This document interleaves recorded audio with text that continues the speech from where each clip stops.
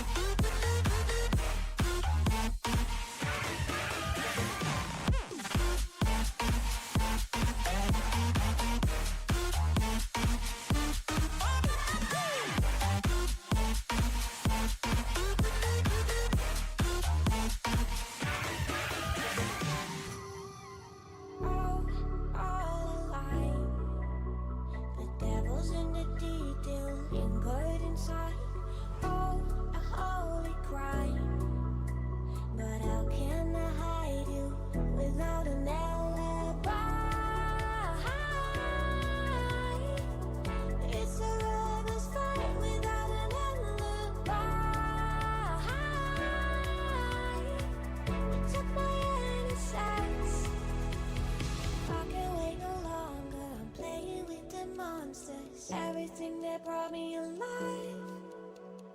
Though we're all like monsters, playing with the monsters. They brought me alive, but got no alibi.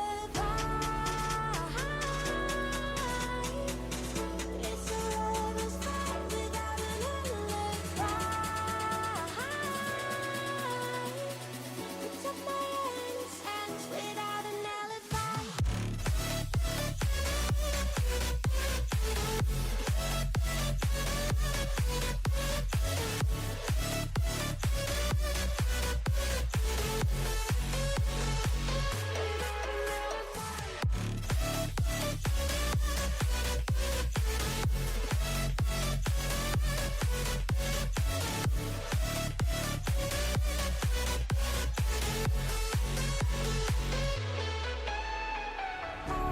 Smoking gun, you got me on the run. We know that will come. We're out up till dawn, but how can I hide it without an alibi? It's a lover's fight without an alibi. Took my innocence. I can't wait no longer. I'm playing with the monsters. Everything that brought me alive. Oh, we're all like monsters, playing with the monsters. They brought me alive, but got no alibi. It's a lover's fight without an alibi. It took my innocence without an alibi.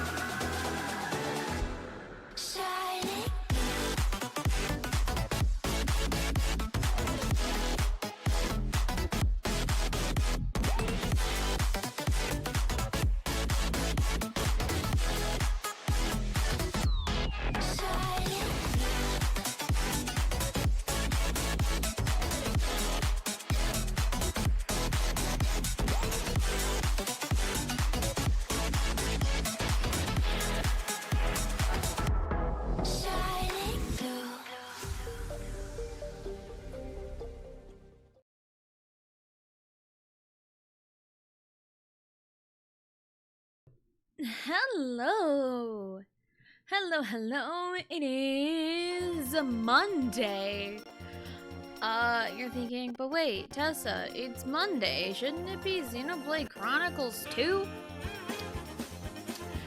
Well, yes, it should be, but I did say, we gotta hop into Mario Party 4 because I'm stupid picky about something. Hello, DA. Hello, hello. Welcome in. Hope you're having a good day. And yeah, I'm starting late. It's whatever. It's whatever. There's several reasons why we're a little late today. For one, it's Monday. I feel like I can get a pass because it's Monday. For two, I woke up not feeling great. Woke up not feeling great, but I have felt better, after, feeling human. Like getting a shower, a nice warm shower. It's cold and rainy. Not like cold, but it's rainy outside. And I like the rain, because, hashtag when it rains, am I right? But I also had like a few errands to run, so I've been feeling kind of sluggish so far today, and I had like a couple of errands to run. And I didn't get back here until like 5 till noon, which is 5 minutes before start time, and I still needed to get myself lunch and to set up and everything. Oh, goodness, I burped. So that's why we're a little late today. Which is fine. It's Monday. It's fine. Whatever. Thank you for the hydrate and the posture check. I still have a little bit of my lunch left.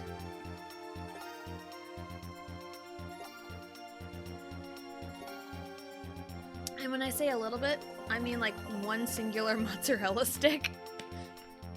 So probably once we get started with this first board that we have to do, I'll finish that mozzarella stick. I didn't get as many as I do usually, but it was like, I wasn't feeling super hungry, but it's like, I need to eat, so I got a little bit. So, there we go. But anyway, that's the TLDR on why we were slightly late today, but it's fine. It's whatever. It's been like 2 weeks. It'll be like 2 weeks tomorrow since we played Mario Party 4, so this will be interesting. And because I haven't played like a ton of Jamboree, but I have played it like twice in the last week. So this might be a smidge weird, but it's not bad at all. I've just played a few boards, experienced some mini games, and that's really it. Of Jamboree, anyway. I mean, so far I like it, but it's a little rough sometimes. But again, it's also learning a brand new Mario Party, so I'm trying to give myself some credit here. Alright, first star is all the way over there. That's quite the ways. So, anyway, yeah, we're doing Mario Party on Monday because I am stupid picky about... Because Mario Party's on Tuesdays and Thursdays, and every character thus far has had their story mode finished in 2 streams.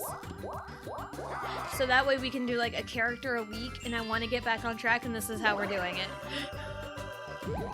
This is how we're doing it, so... It'll be fine. It'll be fine, so let me finish my mozzarella stick. So if you hear me talk with my mouth full, I apologize in advance. But also, you should never talk with your mouth full. That's what my mom always did. She's always like, don't talk with your mouth full with your mouth full of food.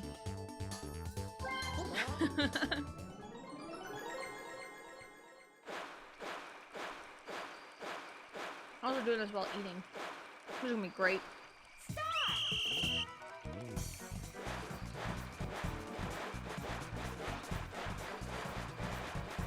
Let's go, Yoshi.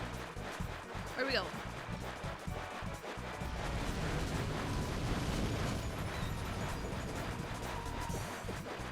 Go, go, go. I am surprised we didn't get got by the fire there.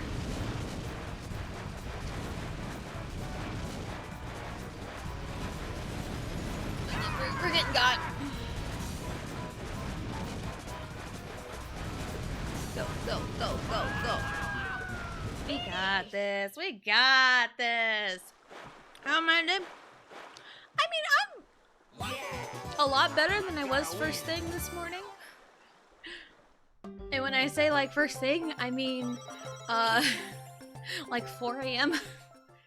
Now I've slept since 4, you know, but like, you know, not feeling great at 4 a.m. You know, it's usually not how it goes, but I am feeling a lot better right now, so. Because if I wasn't feeling, you know, up to it, I probably wouldn't have streamed, so we're good. But yeah, overall, I'm doing pretty good. I just realized I'm going last. I just now noticed. Such a me thing. Alright, let's go. Go pray to the Shy Guy God.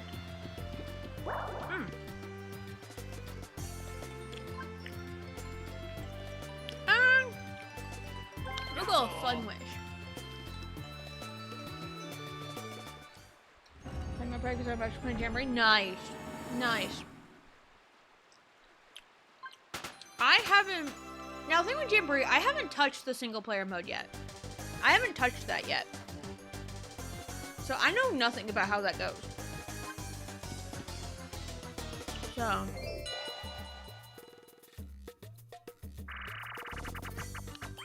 But I've played like 5 boards. I played the 4 new ones. I say, you know, the 4 initial boards, and then I played Western Land. Me and my husband played Western Land last night, actually. So, in our Jamboree adventures, we already have like 3 characters who are not invited to the party anymore. Because they just go off, and it's really annoying. Give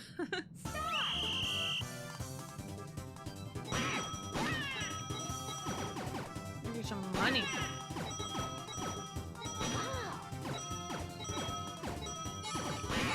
Love me like money, love me like cars. Love me babe, wherever you are. Oh, love me up close, love me from afar. Love me babe, wherever you are. Which characters are? Well, one of them is already banned in one Mario Party. I think 5. There's one character that's like banned in Mario Party 5 in my streams. But the other 2 aren't playable in any past Mario Party, I'll tell you that much.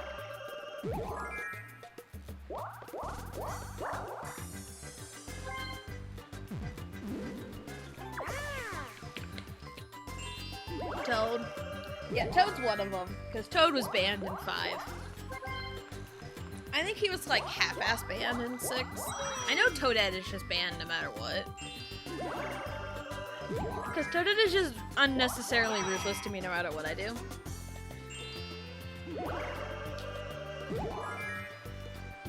But I mean, so far, there's been like a handful of minigames that I've really enjoyed. I've got thoughts and feelings on specific minigames, but I haven't played everything yet. Because I know there's like an option for like to turn on motion minigames, to turn those on and off. I haven't done any like the motion minigames yet. So I don't know how those operate. Because I know you'll need Joy-Cons for those, but then they're all the way up on the TV, so it's like, whatever. But I mean, so far Jamboree's been pretty fun. Like, I haven't, you know, sat down to play it, you know, probably like, you know, other people have, so I still am kind of in the dark about a lot of things. Hey, guys, can we not do this, please? Like, yes, I'm well aware it's raining, but it's not cold as ice yet. It's not that cold yet. Like, yes, it's November. Yes, winter is next month. Yes, that means Christmas is coming up. Boo, I don't want to think about it right now.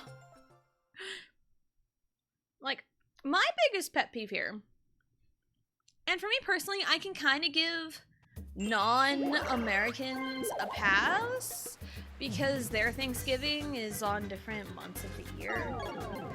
But like for Americans, a lot of the time I see like, Halloween's over, it's time for Christmas. I'm like, no, I want to breathe. I want to take a breather from the holidays for like maybe a couple weeks. Like I'm the kind of person that's like cool with like people going gung-ho on Christmas like the day after Thanksgiving. Like I'm cool with that. But like here lately, it's just everyone's starting earlier and earlier and earlier on the Christmas celebrating. And it's like, no, the only time I'm like quote unquote cool with Christmas is like brainstorming Christmas gift ideas. And maybe purchasing something. You know? Like, that's like the only thing I'm cool with. Cause like, I mean, we ordered a Christmas gift for one of our kids. And it's been here, but it's here, so there's a present to put under the tree when we do put up the tree next month. And yes, I say next month because we've developed a tradition of we put up our Christmas tree on the first weekend of December, like the first Sunday of December. And it just so happens to be on the 1st this year, and I'm like happy about that because that was my family tradition for Christmas, is we put up our Christmas tree on the 1st of December every year.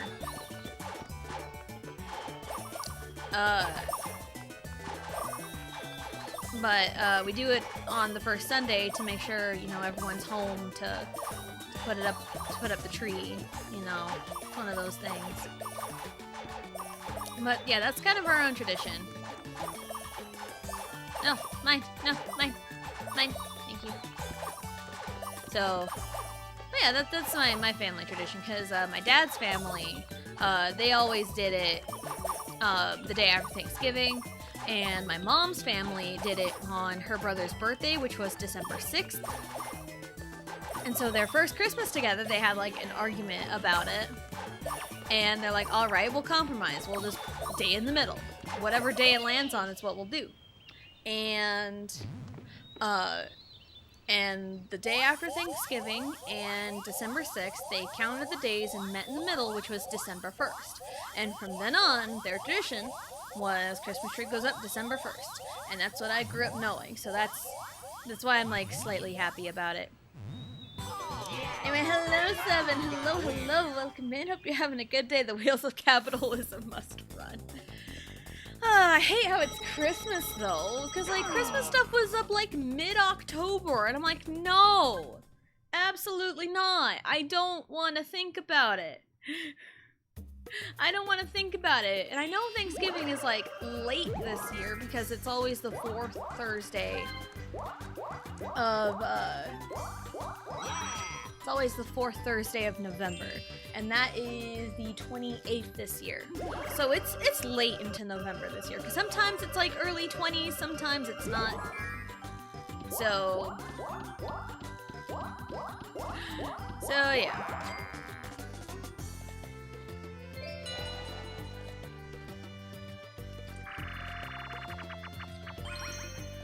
But like, I'm the kind of person who's like, I want to breathe for a second. And like, I'm not like super duper big into Halloween. Like, I'm not the biggest Halloween fan. But like, I like it, I enjoy it, you know, kids dress up for Halloween and take them trick-or-treating.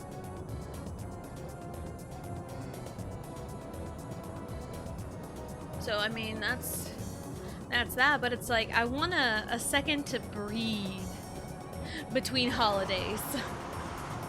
Especially with Thanksgiving, like, you know, people are super duper thankful. It's when you're supposed to be thankful. And then, like, the day after, people go out and kill each other over TVs. Like, people have died during Black Friday shopping. It's insane. People die. I'd say more often than not, they just get assaulted. Like, because there's, like, physical violence. It's like, dude, literally the day before, you were thankful for stuff. And now it's like, oh, you're gonna like hurt somebody to get a new TV. And I'm sure there's greedy people out there that take advantage of the deals and get stuff for themselves and not what it was meant for in the first place, which is Christmas shopping, getting gifts for other people. That's the whole point. And like TVs are the ones that, you know, are the ones that get marked down a lot, and those are the highest selling item. I think that's like the highest selling item of Black Friday is TVs. And I'm sure there's some people out there that get a TV for themselves because they need a new TV on Black Friday. And they will, you know, hurt each other over it. It's like, I need this new TV. It's like, no, I want to get a TV for, you know, my parents for Christmas. You know, stuff like that. And it's just ridiculous. All that for a cheap TV or something. Uh-huh. Yup. So I've never been a fan of Black Friday shopping. I've never been, like, a fan of, like, just Christmas in, like, November anyway. You know? Oh god, I am doing poorly.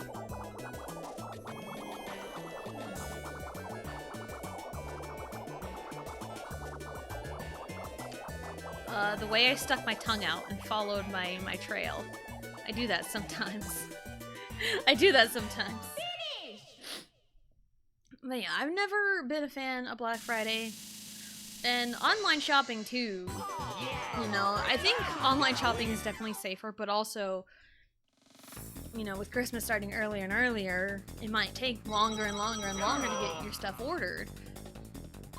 So again, like, I'm cool with, like, brainstorming for Christmas and, like, the beginning of October, but that's, like, the brainstorming. And, like, if you see something that's, like, the best possible price in the moment for it, it's like, yeah, go ahead and grab it, tuck it away somewhere, you know? So, maybe find some Black Friday, but there's never a fight on food. I feel like you might be spread. But yeah, food, definitely. Because, I mean, I was eating food beginning of stream, which was like 20 minutes ago.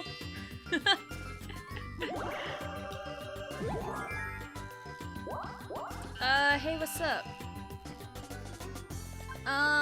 No, I don't, actually. I'm sorry.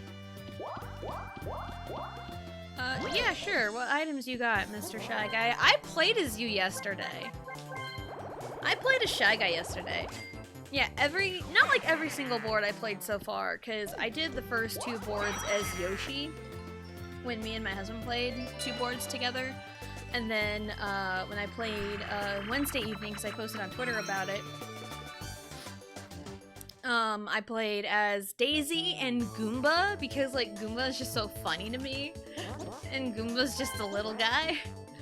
He's just a little guy, so... And he's got no arms, and it's so funny watching Goomba do things.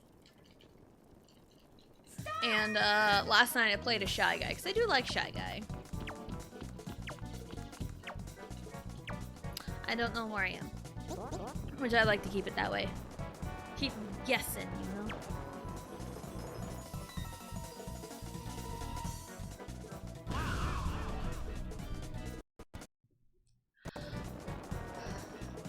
I haven't played all of the boards yet, because I know there's Mario's Rainbow Castle. I don't have that one unlocked yet, and I know there's another board that's unlockable. I'm not gonna say what it is, just in case, because I haven't seen anything. I don't know anything about it, so... And again, I haven't done any, like, single-player stuff either, so... At least compared to other people, my Jamboree experience is very minimal right now. Which is also why I haven't hopped online for any boards or anything, because the game came out the 17th of October, so it's been out for like 2.5 weeks, and I've barely played it. I've barely played it. So if I'm on a board with people who have just played it non-stop, I'm gonna get my ass kicked. And I would like to at least be familiar with the game, so I don't get my ass kicked. Because again, it's a brand new Mario Party I'm trying to learn. I'm trying to learn all the strats, I'm trying to learn the mini games and what they do and the best strategies for those mini games. You know, I'm still learning. Because, I mean, we haven't had like a brand new Mario Party since Super Mario Party, and that one was kind of eh. Okay, 1, 2, 3, 4, 5, 6. Okay. Alright! Down we go. Maybe are you down, down, down, down, down, down, down. Even if the sky is falling down. Anyway. That's empty. Why'd I grab that? I have a fresh new bottle. Fresh new bottle of green tea because I always come prepared.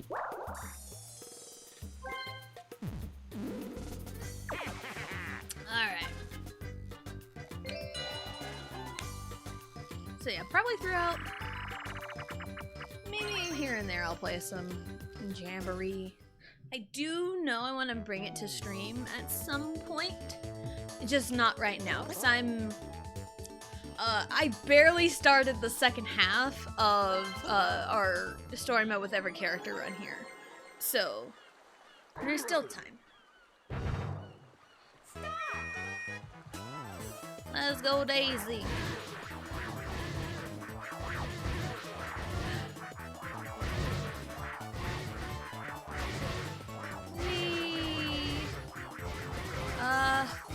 I also need to get back to work on my fan fiction that I'm writing for Follower Goal. I do need to get back to that. No. Because I'm like at the damn near like the climax of the story. And I've just like hit a fucking wall. And this isn't the first time I've hit a wall with this story either. But I know what got me out of it was like reading the story thus far. Because I tried to kind of shortcut, cheat it, whatever. Just read the chapter before to see if that'll help, and it didn't really help. So I do need to take some time. I might do that this evening while Monday Night Raw is on. We'll see. Because I need some inspiration, and I would like to have it at least done before the follower goal is hit, whenever that is. Because, like, you know, the follower goals are, like, you know, whenever they happen. And we still have our sub goal, speaking of Mario Party 4. If we hit our sub goal, which we have 11 out of 20, so we're slightly over halfway there. If we hit 20 subs before the last character, in my Pray Story mode, I will do it on expert. So if you want to see me struggle in expert mode,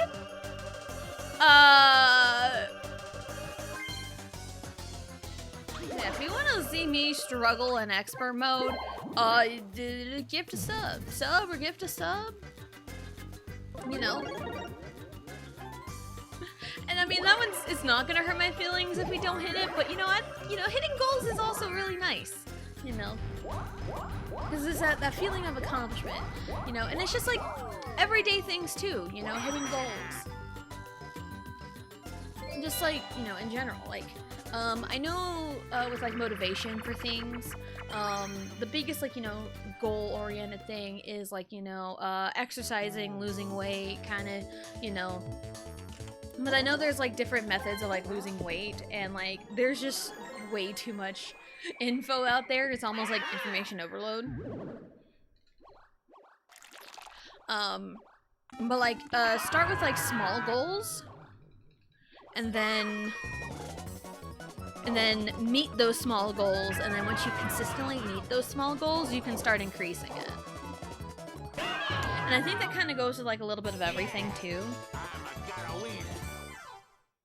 You know?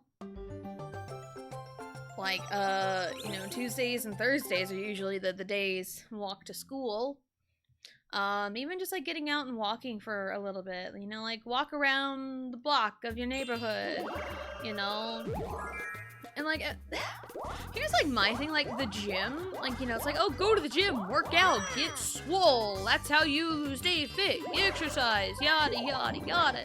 But that's like, no, the gym can definitely be super intimidating if you are surrounded by the wrong people. Because I'm not a gym goer. I probably would not go to a gym. I would probably rather find something that I can do on my own and do it at home.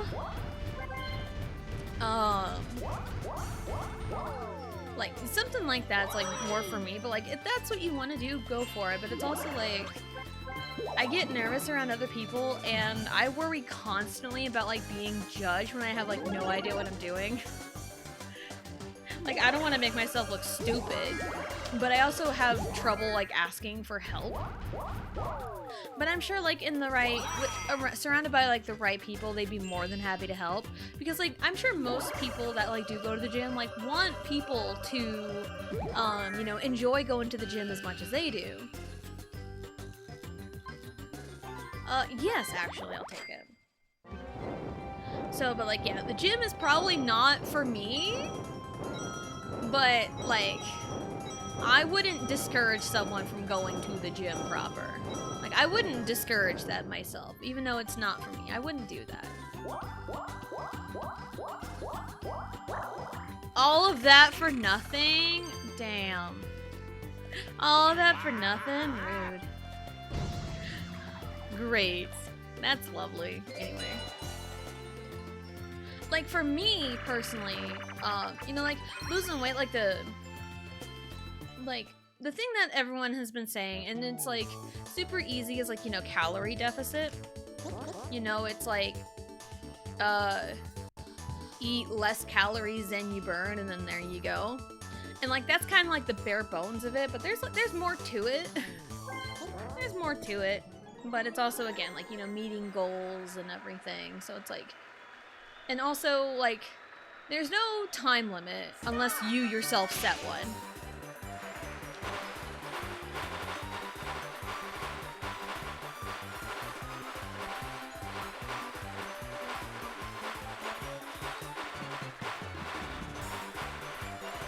Yeah, I'm falling so far behind, and yet I'm like, have the same stamina as everyone. I've never understood this. I've never had a problem with this before. Like, I am with the other people, and I have less stamina.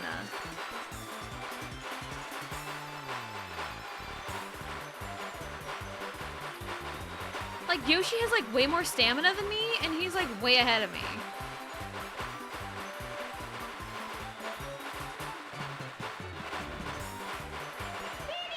I had a last burst of speed though, but I still never understood that. I mean, hello, Garlic. Hello, hello. Welcome in. Hope you're having a good day. I think gym people are generally happy to help, but I think there's also people that try to use the gym to pick up women. So for women, they have to be careful if that isn't wanted. Yeah, there is that too, and I've also seen on the flip side, women are just like really mean and all they want to do is record themselves and they get really, really mad when someone's like in their shot.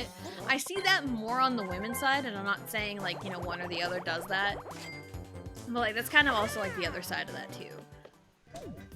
Like, yeah, there could be creepy guys there too, but there's also really bitchy women there. Because I've seen videos on both sides of it. So it's like, it's not for me. Like, what I want to do, like, people make fun of this all the time, but it's going to be a damn good workout. Like, I want to do, like, those, like, fun, like, where, like, those people are, like, swinging on, like, the ropes or whatever, or, like, bouncing on the trampolines, like, rhythmically, and, like, those look fun. But, like, everyone makes fun of it, like, that's not a real workout, but, like, it is, though. And, like, nobody said working out had to be not fun. There's different ways to work out. Like, for me, I'm a dancer. Dancing is in my comfort zone.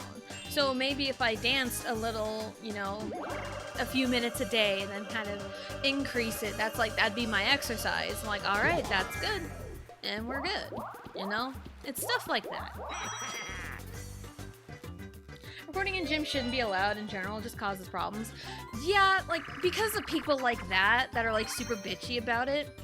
And I can understand why you would want to, like, record yourself just to, like, check your form to make sure everything is, like, good.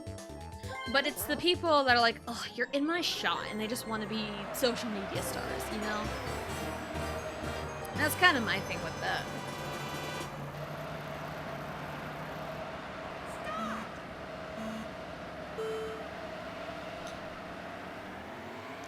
Oh no, I shifted too late. What do you mean I shifted too late? I shifted way too late. Damn. I don't do that very often. I use intermittent fasting to help with calorie reduction. Recording. There are mirrors for checking form. Yeah. Yeah. And again, I'm not much of a gym goer. I probably wouldn't go. Probably would not opt for the gym. Because that's just not my thing, because I am way too nervous around people. Especially doing something that could definitely be, like, judged and perceived. And again, also being recorded without my knowledge. Because people are mean and like recording people that, like, are just doing their thing and make fun of them. People love doing that, and I hate that. Because it's like, just mind your own business. It's like, mind your own business. So...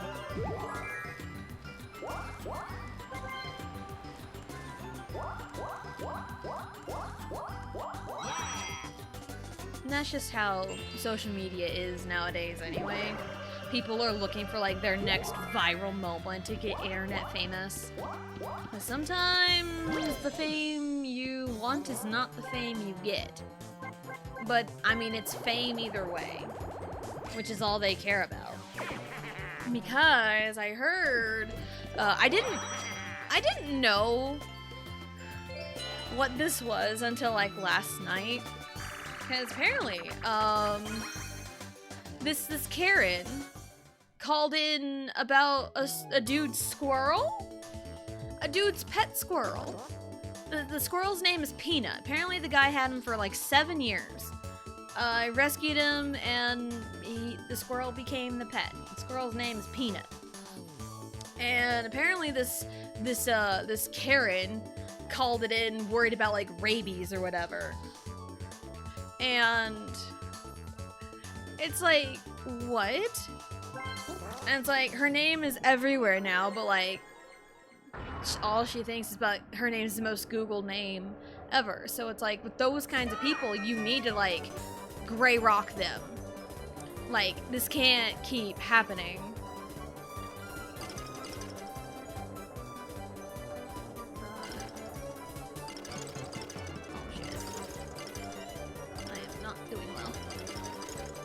So yeah, well, like, those kinds of people who only want, like, attention and they don't care what kind of attention they get, those are the kinds of people you need to gray rock.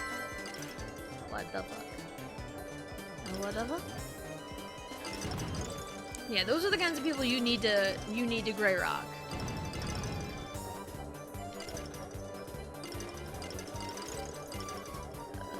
No! I'm doing terribly. I had my chance and I ruined it. No.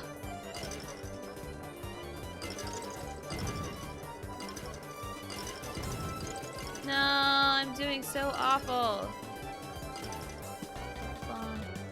No, Daisy! Rude.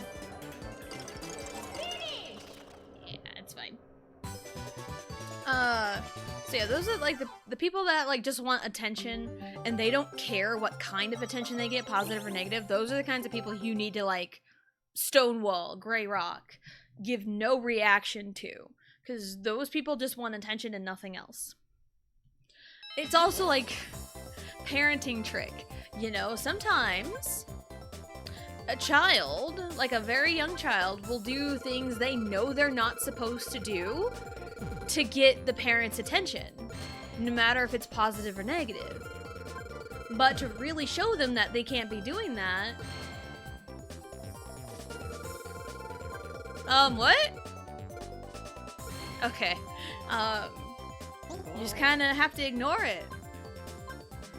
And they'll learn if they're not getting the parents' attention, they know not to do it. It's like one of those things. There's a question of the day. What do you like to do on rainy days? Because it's been rainy where I am like all day. It's been raining all day. I had to run my errands out in the rain. So that's fun. So what do you like to do? I nap. I mean, that's, you know, that's not a bad plan right there. I usually like to stay in and play video games like I'm doing right now. That's usually my game plan.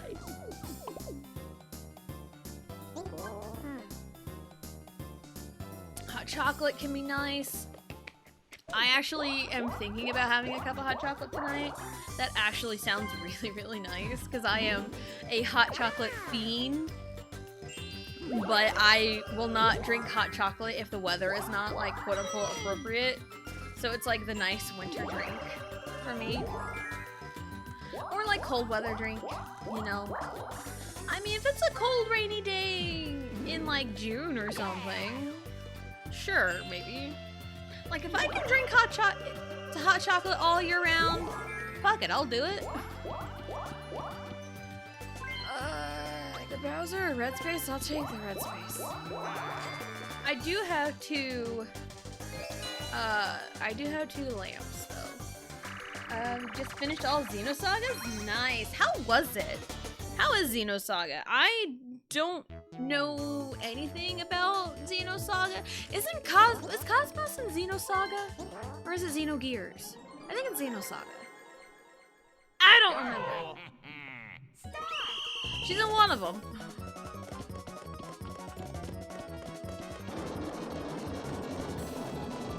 That's awesome. Yeah. How is Xenosaga? Because I don't know. I don't really know much about it. Saga. Okay, gotcha. I couldn't remember. Go, go, go. Go, Waluigi. Go, Ouija. Waluigi.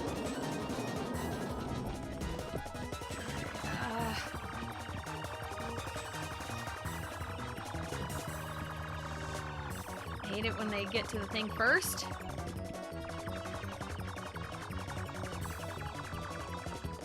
Yeah, whatever. So now Cosmos is the rarest blade you can pull in Xenoblade Chronicles 2, which I have pulled her in the main story, which is impressive. Let's go. Waluigi, please. Waluigi! Waluigi, where are you going? Waluigi, no! I also, my instinct was to go in the,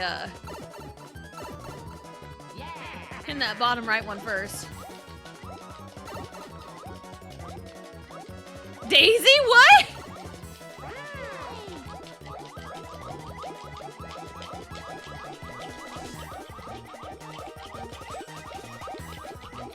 Yeah, last time we got this close, I lost. I was really upset. Up Down Trilogy, love to have seen it if the original 6 playing games. Yeah, huh. Yeah, again, I don't know much about Xenosaga. I've heard it's good. But I've also heard it from people who have played it and really liked it, so... Like, cause I have played the Xenoblade games. Although I have not played X because we never had it for the Wii U, so we're like super duper excited for it coming to the Switch. We're really excited for that.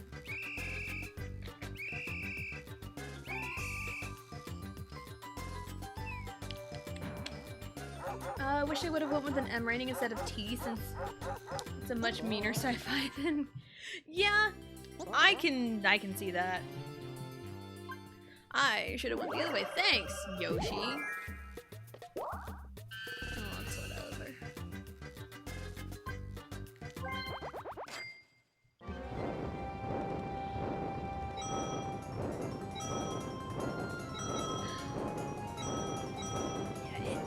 Isn't Xenosaga like PlayStation 2? Again, I don't know off the top of my head. Very intriguing ending since the implications of the Blade 3 DLC. Yeah, PS2, gotcha. Could not remember. But yeah, it's also been a while since I've seen the ending for Xenoblade 3's DLC. But also, we're gonna play that before too long, really, because I am towards the end of Torna. I'm trying to get community maxed out. Trying, anyway. So that's kind of what we're doing there, and then after Torna is done, then we'll do 3's DLC, Future Redeemed, to kind of make it full circle, because like 2 years ago around this time, I was playing Xenoblade Chronicles 3. That was like one of the first big games I streamed. So, yeah. More of that one radio that's playing like 50-50 with the on-screen characters. Gotcha. Gotcha. Wait, it's been a minute. It's been a minute since I've seen it, because my husband played it for a little bit when it first came out. Then like a month or so later, he finished it.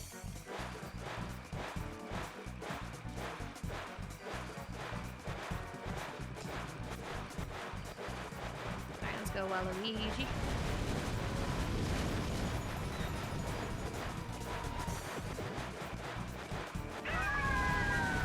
What are they doing?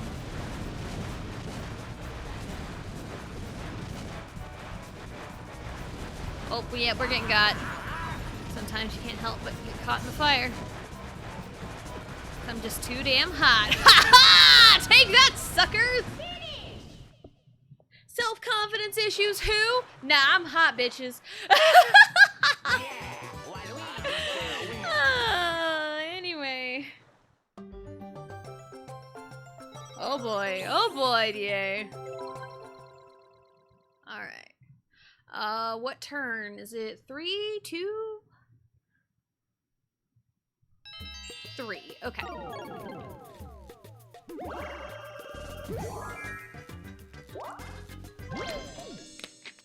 Costume change, bam! Ooh, we're Daisy. Except I'm not playing as Daisy. I'm Wario, because we're doing Wario's story. Because we started Wario story mode like 2 weeks ago, but I replaced the Tuesday and Thursday slot with the quarry, and that was really, really fun because we got the achievement I sought after. Because like I was thinking about it since last year. I was thinking about the quarry run since last year, and in my brain I'm like, what if, you know, we did this? And I was thinking that without even realizing it was an achievement / trophy. They're just achievements to me. And yeah, I didn't realize it was an actual like trophy achievement in the game. So like, all right, let's just go for that. And like, it was recommended because I did notes to make sure I did everything correctly. Although there was one scene that got ripped away from me because of the stupid button mashing prompt, which I am still pissed about. I am still so salty over it. It's insane.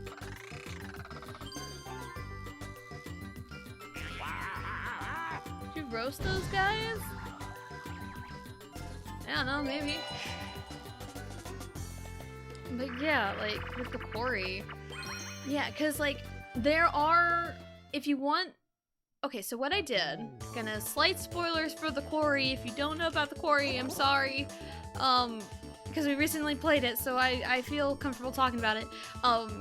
Because there's werewolves and stuff, right? And the achievement I went for was the Blood Pact achievement, which is getting every playable character bit. And there are some sections of the game where you have to fail a button mashing prompt. And there was one, the first one, that I had to fail.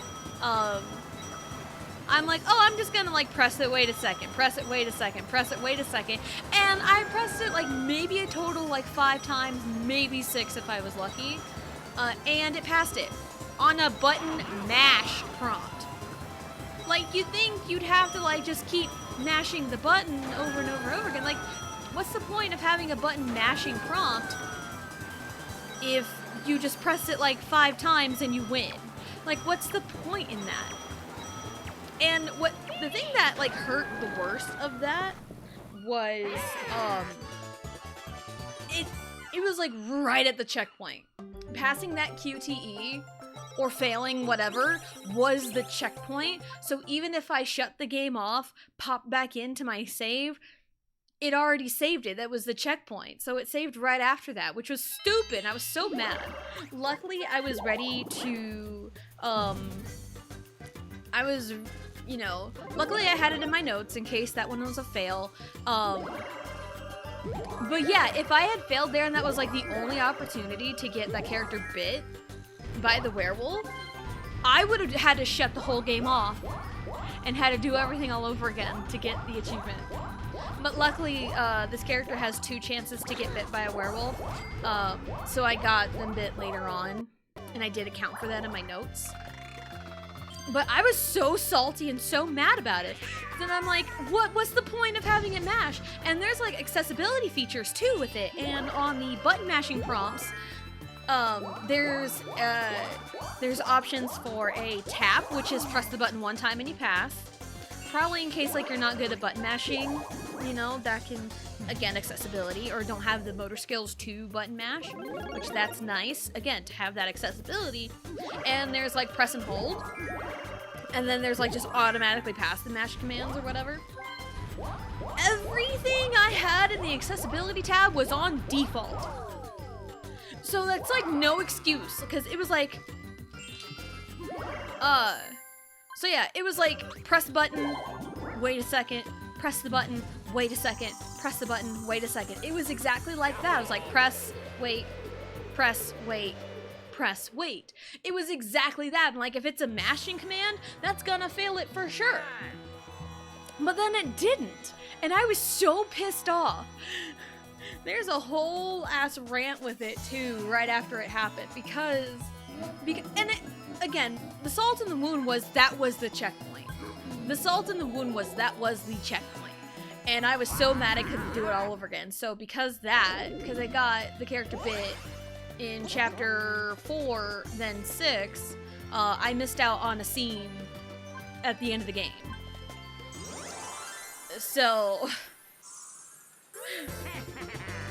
yeah, because I went through the effort of getting a specific item in chapter 1 for that specific scene, and it never happened, which was so fucking rude. Oh, come on! That'd be my luck entirely. That'd be my luck entirely. I suppose button mashing lies is quite funny. Yeah. So anytime I had to fail a button mash, I just refused to press the button. Against my better judgment. Because I had to do that to get everybody bit. So, and it made me really, really sad. Because it's like, I want to make it kind of look like I was trying, you know? Because to get one character bit in chapter 3, you had to fail one of those, like, don't breathe prompts, which are much better than the don't move prompts in Until Dawn. And I was like, yeah, fuck the tutorial, because like we had just recently gotten a tutorial about the don't breathe prompts. Alright. Oh, hey, you're right here. Ta-da! That was the easiest one. Speedrun round? Hello? So, yeah. Which is so stupid. It's so stupid. But maybe like somewhere down the line, because I talked about this with Until Dawn, I want to go like trophy hunting. So I wanted to do that in Until Dawn, and I really want to do it in the quarry as well, because it sounds really, really fun. to go trophy hunting because there's like several different like outcomes and stuff you can do. Because along with the Blood Pact trophy, I also got like, you know, the Rough Night where everyone lived. I also got the trophy for finding all of the clues. Not all the clues, the evidence. Every piece of evidence. Because that is like crucial to get like the quote-unquote best ending, I think. Because at the end of the game, your main party gets arrested. Because, yeah, there's death and murder and everything, but like, you know, if you have the evidence, yeah, if you have the evidence, I hate that I'm one space away from the star on the last turn. I hate that. I just bought a lamp for nothing. Oh well, it's fine. I wish I could have rolled enough. It's fine. But yeah, with all the evidence, you get the teens acquitted. You get all your characters acquitted, and,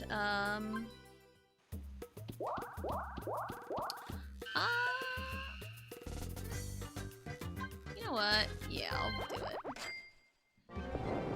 So, and I'd say that's like the quote-unquote best ending. And then, yeah, keep all your main characters alive. Then there is,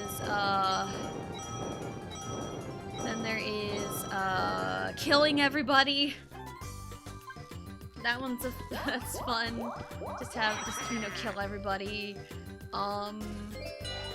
Because I did an Everyone Dies run in, Until Dawn, like, about a year ago? It was, like, January. It was, like, beginning of the year, or end of the year. Like, late December, early January, I think, was when that happened. I know there's another trophy of, like, killing all of the Hackett family members, which I almost got, but 2 of them lived. Did I just get 3 golds right off the bat? I got 2. I think that was 2. No, yeah, 3. Huh. Damn.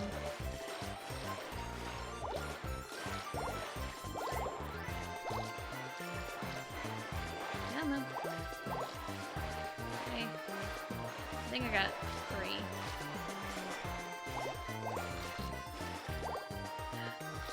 Come on, guys. No, block you. Block you. No, no. Stop him! Stop him! I got the 3 golds in the beginning and nothing to show for it. That is so stupid. Is there bonus stuff for used items in this one? No. Before Mario Party 6, the 3 bonus stars were set of minigame, coin, and happening. Minigame is number of coins collected in minigames. Coin was the highest, just the highest coin total. Because it works a little different in modern Mario Party. It works a little bit different. I mean, I won anyway, so. Yeah, coin star is like just the highest, number throughout the game. Like, I probably have coin star because no one else hit 120 coins. And then happening star is number of happening spaces landed on. Like, the item, you know, bonus star, it was the orb star in Mario Party 6, and that replaced the coin star. And then, bonus stars didn't randomize until Mario Party 7. And so from Mario Party 7 onward, all the bonus stars were random. So, like, if there was a star that, you know, counts used items, then yeah, I would have went for it. But this one doesn't, so.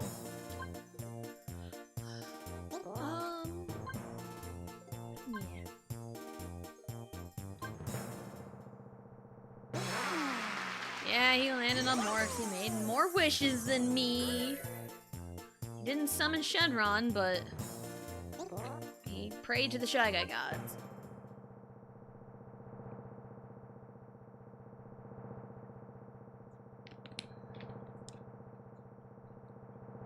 But I got 2 out of 3 bonus stars anyway, so I was the only one who got stars.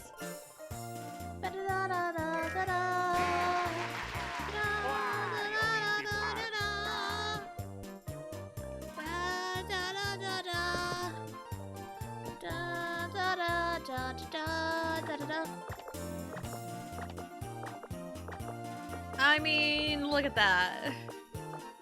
Alright, detail results. Minigame 151. Yeah, 120 was highest coin total. Yeah, greatest number of coins owned during the game. Yeah, I had one, he had two.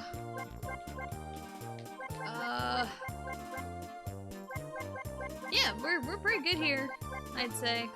Alright, let's go. Let's continue onward and get our birthday present. Gotta get our birthday present.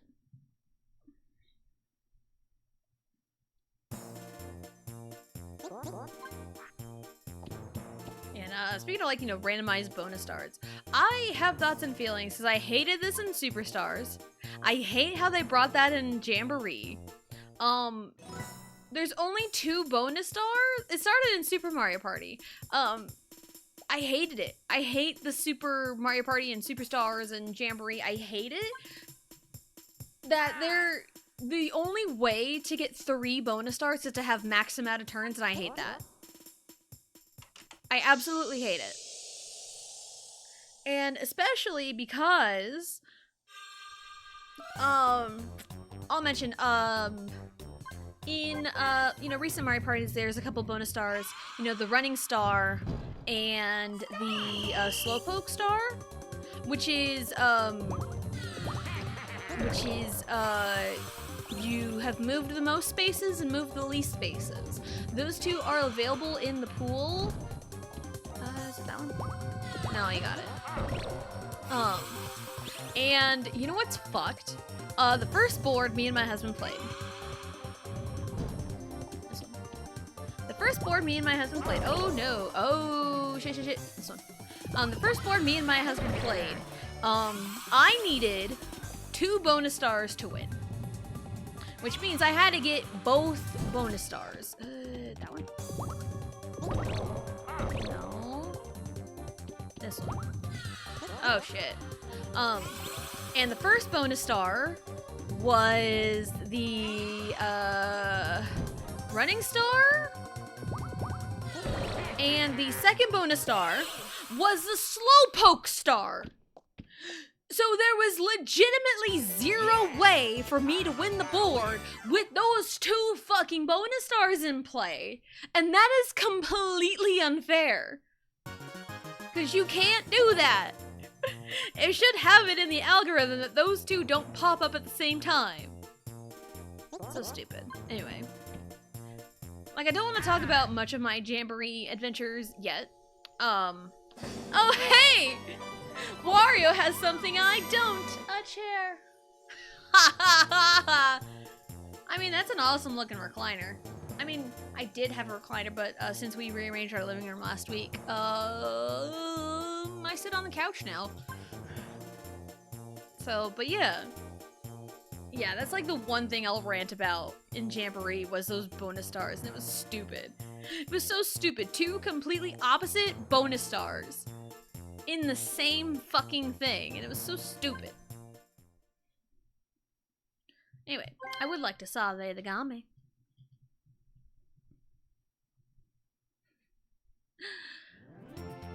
Alright, we're back here. I usually leave Koopa for last because of the doll that he gives. And he always gives a doll of the character, and I like to leave that for last because it's just the last like little touches on it.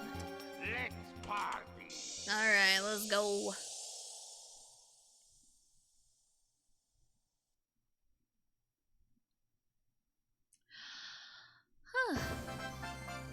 And again, I've got thoughts and feelings on Jamboree so far, but I'm not gonna talk about it yet.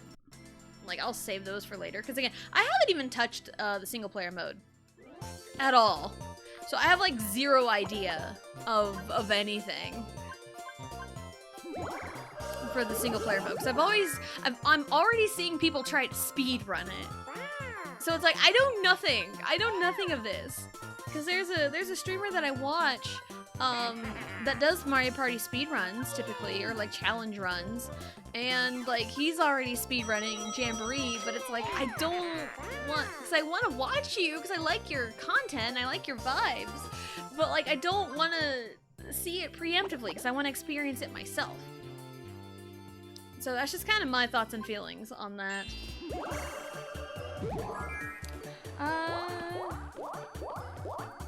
Nice, DA, nice. Was speedrun actually included? I couldn't tell you. For Jamboree, I could not tell you. But I know you can speedrun Mario Party. You can essentially speedrun any game you want. I know there's, I don't know like Mario Party 4 story mode speedruns. I know Mario Party 3 story mode speedruns. I don't do them. I've done a kind of speedrun of like Minigame Island from Mario Party 1. And there's like playing all the boards. You know, just play all the boards 20 turns the fastest. Which again, not my style, especially with the streams, because my typical style is just 50 turns. Just do one big 50-turn board. That's my style. But I've had a hankering to do Mario Party 4 story mode for a while now. So it's kind of what we're doing. Also, we're getting a ×3. Insane. Oh no, it's a game that I have trouble winning. Lovely. There's story mode for these games? I mean, I'm in story mode right now for Mario Party 4, which is the single player campaign. Because I know the single player, they did Minigame Island and Minigame Coaster and Mario Parties 1 and 2 respectively. Mario Party 3 was the first to introduce a story mode. And story mode Mario Party 4 is what I'm doing right now. And we essentially, it's the character's birthday. And yeah, it's the character's birthday, and we're playing the boards to get presents from our board master here. And that's kind of what we're doing here. Mario Party 5 story mode, I don't really remember. You gotta like do boards against Koopa Kids. That's really all I remember of Mario Party 5. I'd rather keep that locked away in my brain, because I don't remember, I don't care to remember. Mario Party 6's single player mode is very lackluster. It's not really worth it. Because a lot of things you do, you have to buy them with your stars in the star bank anyway. So it's not really worth it in Mario Party 6. Mario Party 7 single player is actually kind of fun. You kind of do, 1v1 versions of all the boards. And it's kind of the same way with 8. It's kind of like 1v1 on the boards with like a special objective. And like and a lot of the times the single player mode, the story mode, is how you unlock like the final board. Like the Bowser board. Oh my god, 3 for 3, let's go. But yeah, a lot of the time the story mode or single player mode is how you unlock like the Bowser board or like the final board.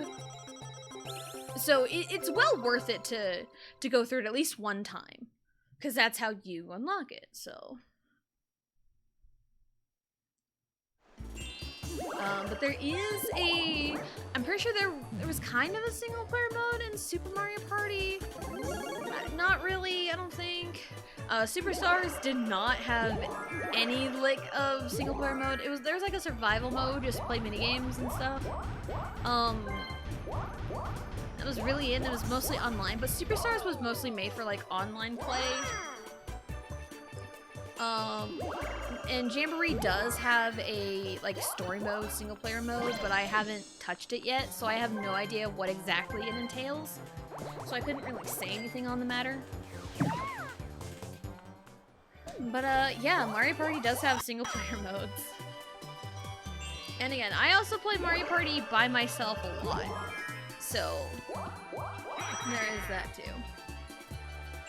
Am I gonna McDonald's because $1 for 10 McNuggets? Yo, that's a steal. Go get your nuggies. 10 nuggies for $1? Insane. Insane. Like, you can't beat that.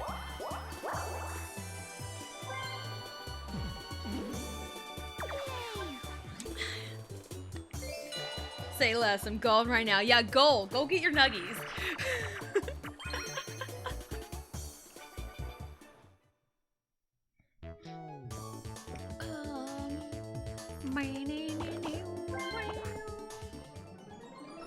only you can share over the internet. I know. If only. Nuggies dipping sauce. Go. Like what do y'all dip your nuggies in? It's curious.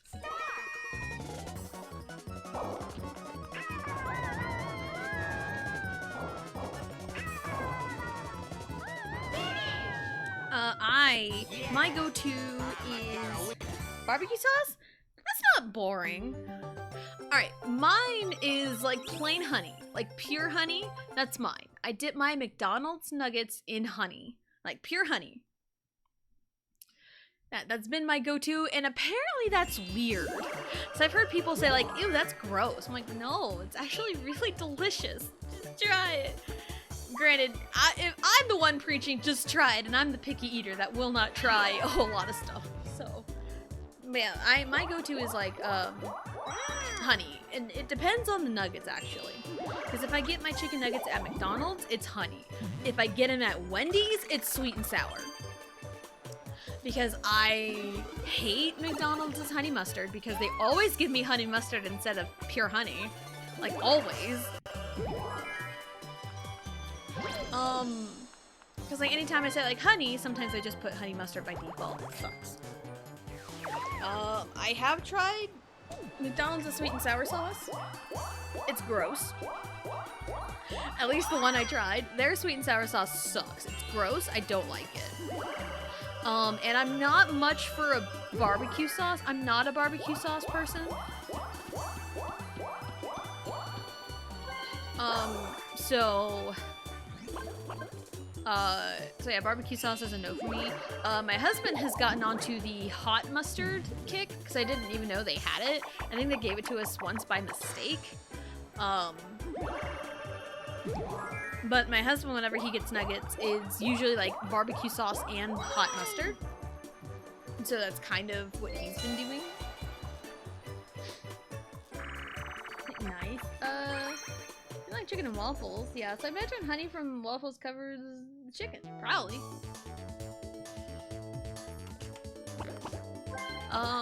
But yeah, if I get nuggets at McDonald's, it's honey. If I get nuggets at Wendy's, it's sweet and sour. Because I do really like Wendy's' sweet and sour sauce. Like, theirs is really good. And yes, it varies from place to place. Like, if I am out at a restaurant and I order mozzarella sticks and it comes with marinara sauce, I will dip my mozzarella sticks in marinara sauce. Point blank, you know, that's usually how it goes. If I get mozzarella sticks at Sonic, I eat them dry. I don't dip them in anything because I have tried Sonic's marinara sauce and it is gross. I don't like it. Maybe I just have a weird dislike of most fast food sauces. Hey, can Daisy get like hit, please? That'd be great. How'd that not hit her? Thank you. So, like, if I get mozzarella sticks at Sonic, I just eat them dry and they're good. I like it. But if I'm going, like, say, like, an Applebee's, because that's, like, the easiest place to get mozzarella sticks, and I do like their marinara sauce, I will dip it in marinara sauce. So, yeah. And it's different. There is a difference. Like, not all marinara sauces are the same. Not all sweet and sour sauces are the same. Not all barbecue sauces are the same, you know? It's just one of those things. But yeah. It's kind of where my brain went. Chin Chom Fever. Chin Chom Fever, right? Yes, Chin Chom Fever. I hit the start button. Come on, game. Come on, game.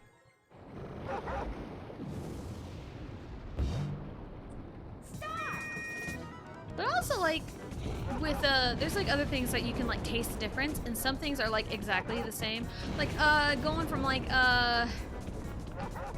store brand to name brand. Some products, there is a huge difference, and sometimes it's like the exact same thing. Like I typically get the store brand, the Great Value mac and cheese. I usually get the thick and creamy cheese sauce because of course I do. Because of course I like it thick and creamy anyway.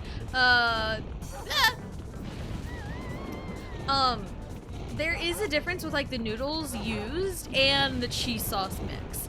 There is a huge difference between Great Value and Kraft. There is a huge difference.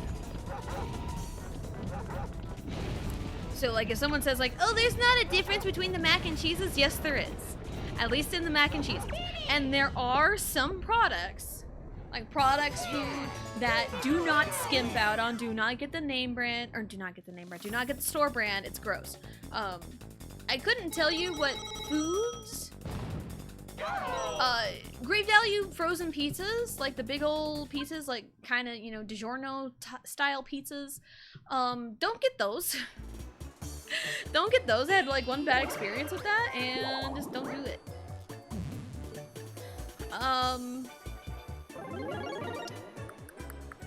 I usually get like the generic brand of like cereal because it's the exact same.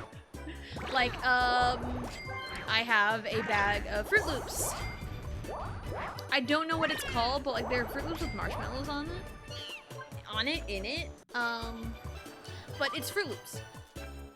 Like if I hand you a bag of like the store brand, and if I, you know, poured you a bowl of cereal of the store brand Fruit Loops and poured you the name brand Fruit Loops and you taste tested it, I guarantee you could not taste the difference. I guarantee you. So cereal is like the exact same, name brand or not. So just get like the big old bag of cereal. You're getting more bang for your buck anyway.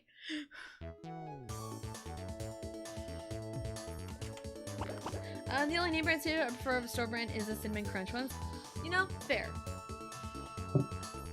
But like anything else, like a lot of the cereals are like the exact same. Like peanut butter cups and Reese's Puffs, exact same. I love Reese's Puffs. Fruit Loops are the same.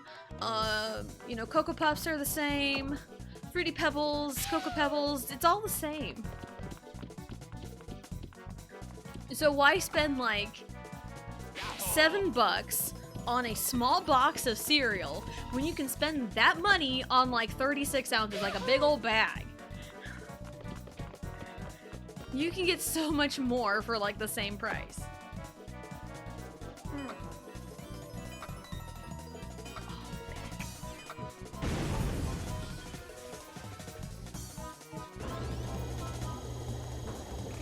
But also there is one, I know there is like store brand items that never buy, because my parents always got like the store brand stuff unless it was like specifically a few things. Like we never got like the generic cola, the RC Cola, Dr. Thunder, Mountain Lightning. We never got those. Like we always got like Dr. Pepper, Pepsi, you know, root beers, whatever. We always got like the name brand of like Pops, but we always got name brand of like toilet paper because you never skimp out on toilet paper. If you are going to invest in something for your home, invest in toilet paper. And yes, I do remember, you know, 2020, which I affectionately refer it to as the Great Toilet Paper Crisis of 2020, because that was insane. Because it was literally insane because we had to get up stupid early to even have a chance at getting toilet paper. It was ridiculous. But, we get, I'll tell you, we get Charmin. We get Charmin, that's the good stuff. With toilet paper. Like, I don't want to wipe my ass with sandpaper. Alright? Or like something that's like stupid thin that's gonna break on like one actual wipe. Like, dude, invest in good toilet paper. Like, for real. Like, you can save some money getting the store brand cereal and use that money to get you some Charmin. I'm sure there's fancier toilet paper than Charmin, but that's just what we get. Let you in on a little secret there. But yeah, they're in like baby products, like baby products. We typically got like the name brand, typically. But here's another secret that people don't tell you. Forgot about that. I know. I think a lot of people want to erase that from their memories, but yeah, I refer to it as like the Great Toilet Paper Crisis of 2020. But anyway, going back to like baby products, here's something like they don't tell you, and here's a little tip. If you ever have kids, if you ever have babies, infant Tylenol and children's Tylenol, exact same dosage. So if you want a big ass bottle of Tylenol that'll last you a while, get children's Tylenol. Like, get like the infant's Tylenol like one time unless you already have a syringe for the dosage for the babies. But like after, like get an infant's one to get the syringe, and then after that, get the children's Tylenol. It's the exact same dosage. Whereas Motrin, which is essentially children's ibuprofen, that is not the same dosage. So if you need Motrin for your baby, get the infant Motrin. But Tylenol, just get the children's Tylenol. Because that is what we did with our children. Because we had some syringes left over from when Allie was a baby. And we used that for Riley. And we just got children's Tylenol. And plus, like children's Tylenol, both kids are using it. So, but now Riley is, she's 3 now. So she's old enough to drink from the cup for medicine. So, yeah. There's a neat little life hack, I guess, for you. Yeah, if you're having a baby and you need Tylenol, just get children's Tylenol. Because it is the exact... Infant's Tylenol and children's Tylenol are the exact same dosage. So it does not matter. But infant's Motrin and children's Motrin, they're like different dosages. So that wouldn't stay separate, but like Tylenol, just get like a big bottle of children's Tylenol. It's the exact thing. It's the exact same thing. Like, source, trust me, bro. Also, source, I have 2 children.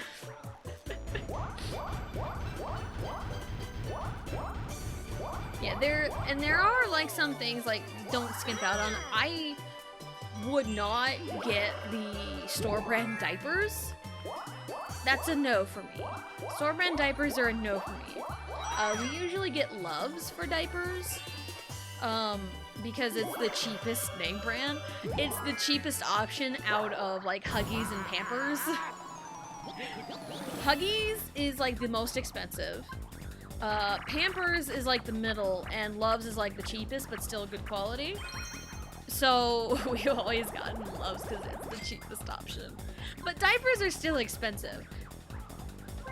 And also never skimp out on formula. Get the good stuff. It's also expensive. But, I mean, whatever.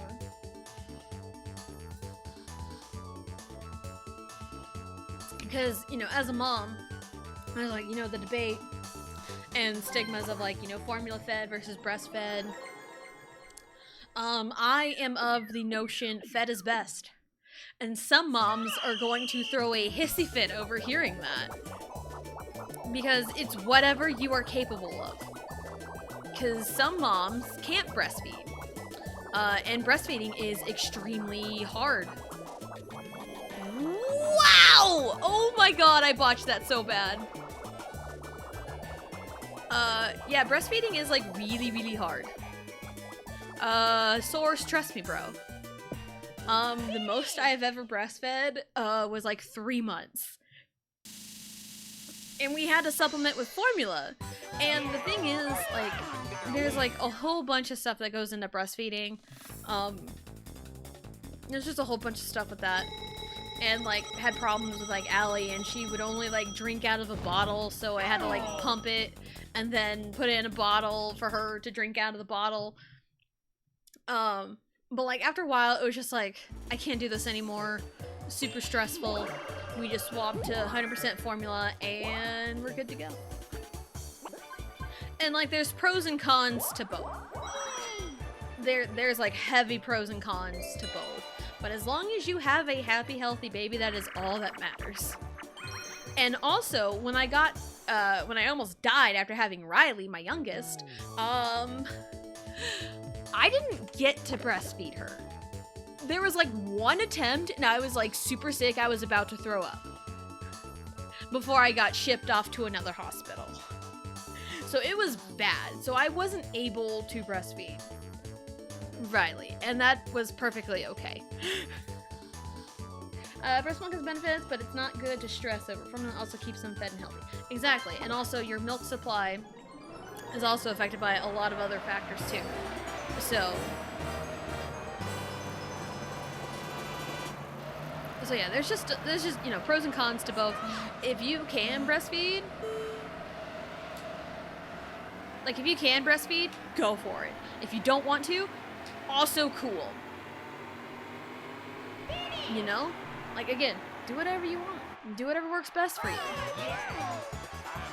And here's what we're not gonna do. We are not gonna judge other moms for what they decide to do. We're not gonna judge other parents for what they decide to do. They know what's best for their baby, and leave it at that. If they wanted advice, they would ask.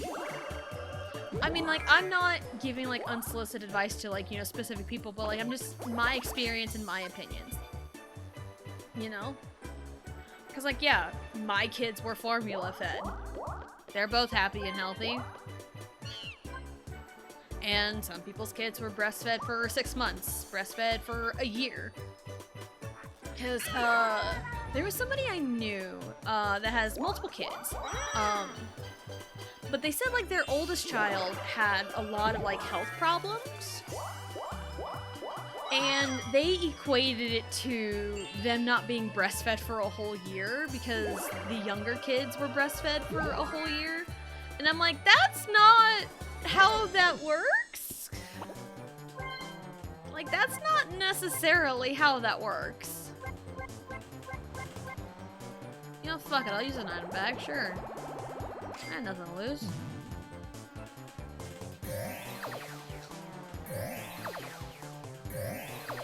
That didn't really do much for me. I think I broke even on, like, costs and stuff. But, oh well, it's fine. But, yeah.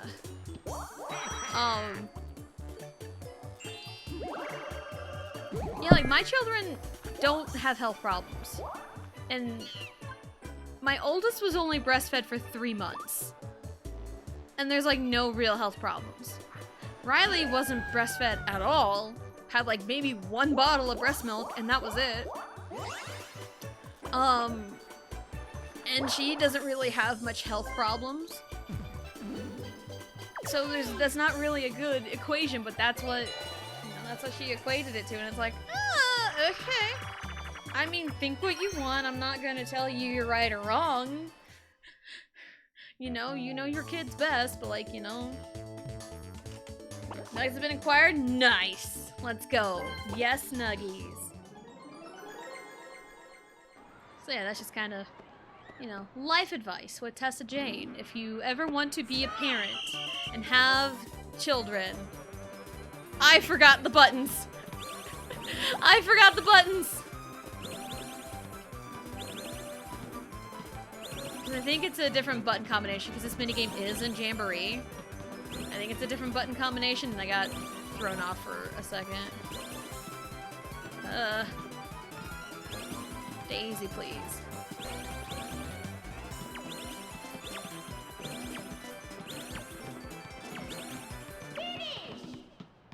Oh, well, I'm way ahead of her anyway, so.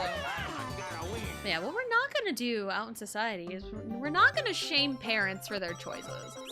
At least basic choices for their children. Now, I will shame a mother if they are just plain flat out neglecting their child. Yeah, I'm gonna shame those moms. But a mom that's breastfeeding or formula feeding, I'm not gonna shame her for that. Because there's you know, there's no point in that. That's just a basic need for her baby. You know? I'm not gonna shame a mom over their choice of disposable diapers or cloth diapers, because that's another debate too. There's pros and cons to both. Like, I have a friend of mine who, she has a son who is close in age to Riley,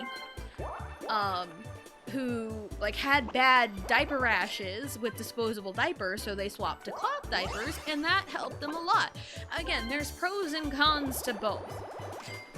You know, like, what we're not gonna do is shame somebody over breastfeed or formula feed or cloth diapers, disposable diapers. We're not gonna shame people over that. What we're gonna shame people over is neglecting your children, abusing your children. That's what we're gonna shame parents for.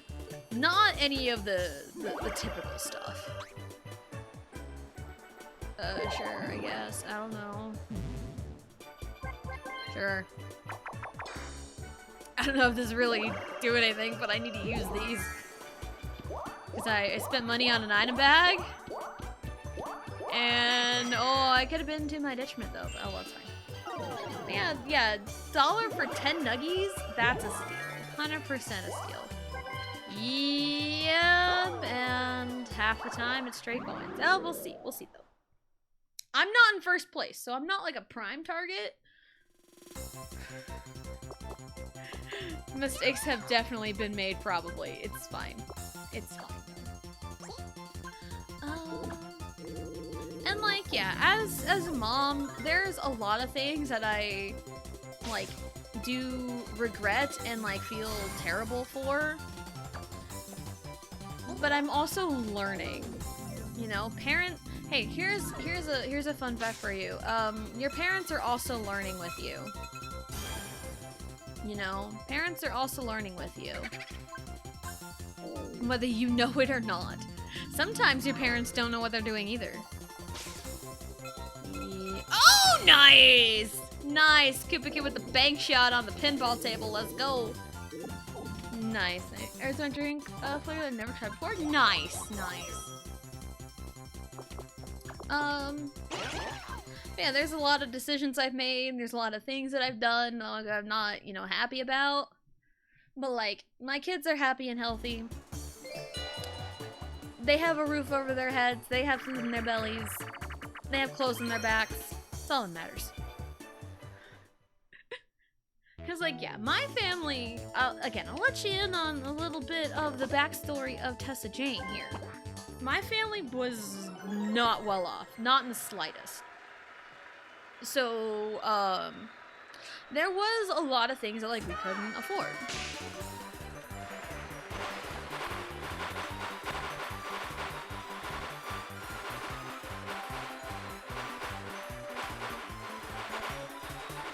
Yeah, I'm like the same stamina levels, everyone, and yet I don't understand. Anyway. Yeah, like, my family, like, wasn't, like, super well off or anything.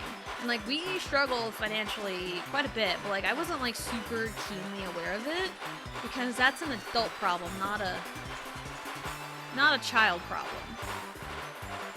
And I see a lot of times that adults, like, parents are involving their children in their adult issues, and that should not be the case. Let kids be kids. Like, let children be children. Let them be kids. They don't need to be stressing over adult problems. And, like, yeah, we didn't get, like, all the fancy new things that everyone else had. Again, and I was also the youngest of 4. I was the baby of the family. Like, I had a lot of hand-me-downs.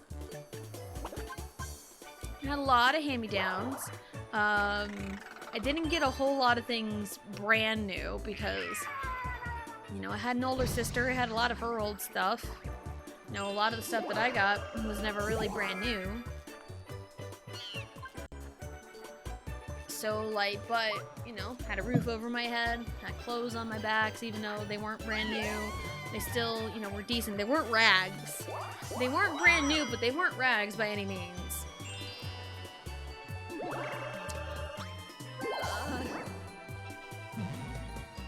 So, I guess what I'm trying to say is, like, everyone comes from different backgrounds, and, no one should, like, judge people based solely off of that. But we should judge people based off of, like, shitty decisions other people make. I mean, I judge people all the time, but no one really knows because I'm never vocal about it. And I'm sure a lot of people are like that, too. There's, like, wow, really? You made that decision? Bruh. But, like, half the time, I'm sure people just keep it to themselves. It's the ones that are, like, super open about it. Yeah, it's the ones that are super open about it that just make me question everything. It's like, dude, don't do that. But yeah, I have a lot of opinions about things that I just keep to myself because there's no point in, like, saying it out loud.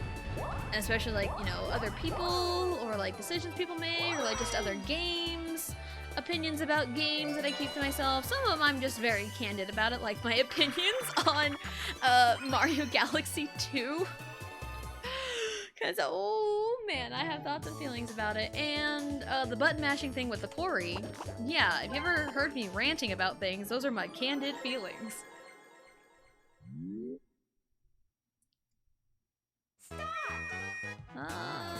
Okay. Gotta memorize stuff. Soda, chicken noodle soup. Chicken noodle soup. Chicken noodle soup with the soda on the side. Thank you. You know there was no soda in that order.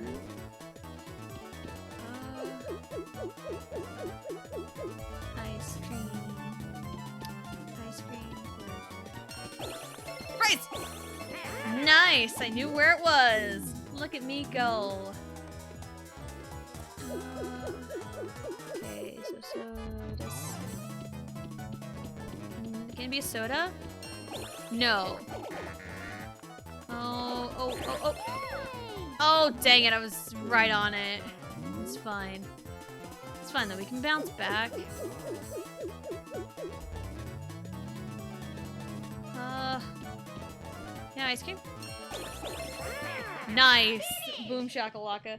Tessa the complainer. Again, I rant about a lot of things. It does... I never want things to come off as me just straight complaining, you know? And sometimes it's just a me thing. Because I'm well aware I complain a lot, and I'm sure people get annoyed when I complain. But again, I just express my candid feelings on things, and if it comes off as complaining, then you know what, so be it. Because I try not to do it that way, and I try to, like, word things as best as I can. Nice, DL. Check that out after stream, because I don't normally check Discord during stream. I don't check hardly anything on stream. I usually wait till after it's done.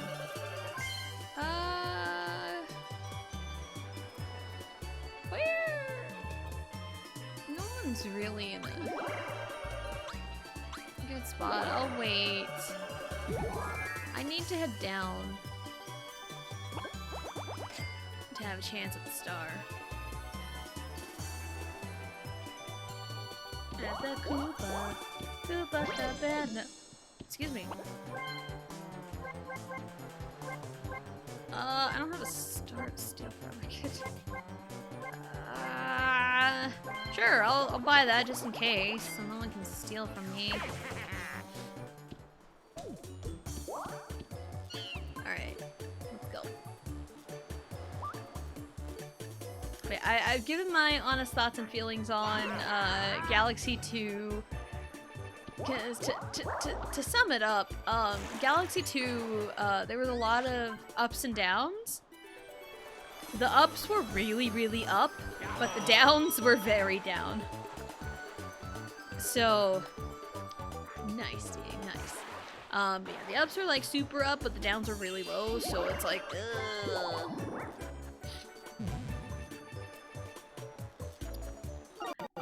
So yeah, that's my feeling. But like, I'm past the hard. I say past the hard part, but I'm at the green stars for Galaxy 2.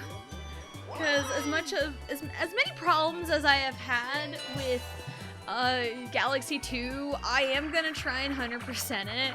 I know, I'm terrible. I've gone mad. But I mean, I got 120 stars in Galaxy 1.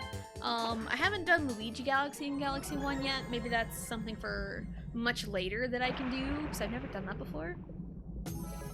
But yeah, I'm gonna try and get everything in Galaxy 2. And I started the green stars, so. Man, it's like, what is it with the Galaxy games and making you beat? Oh my god, the slowdown? What happened there?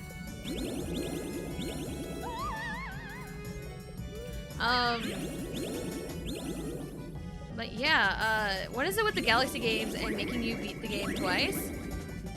To 100% the game? Like, what is it with that?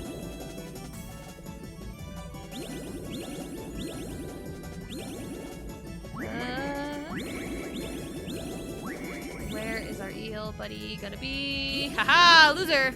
We're good. 28. You're insane.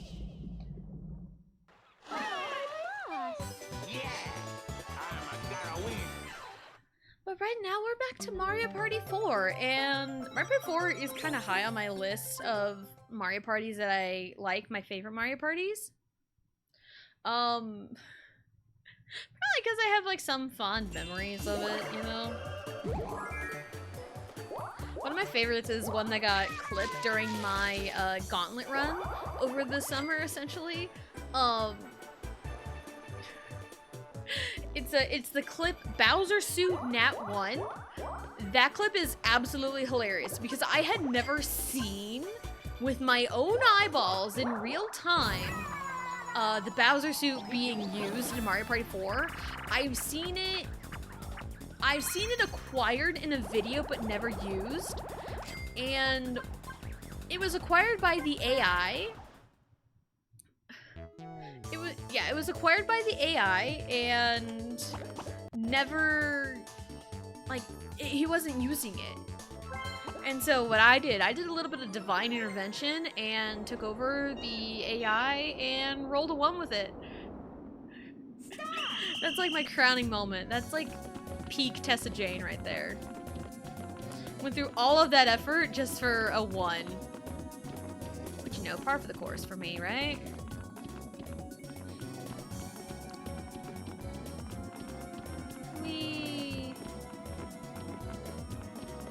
Wow, 2 short paths in a row. Nice. Ta-da! So yeah, I've got, you know, fond memories. And also, Mario Party 4 was the second Mario Party I got for my GameCube. Because I got my GameCube bundled with Mario Party 7 for Christmas in 2005. So yeah, I was going back to, like, you know, never got anything brand new. Like, yeah, I got my GameCube brand new, but it was like at the end of its life because the Wii came out like just months later. So yeah, so I played a lot of N64 when the GameCube was out. I got my GameCube in 2005, played a lot of GameCube games, didn't get a Wii until 2008. I did play on the Wii because one of my brothers got a Wii, like, right at launch, so we got to play it for a little bit, but then he had to take it, you know, home with him. He brought it down for, like, holidays and stuff.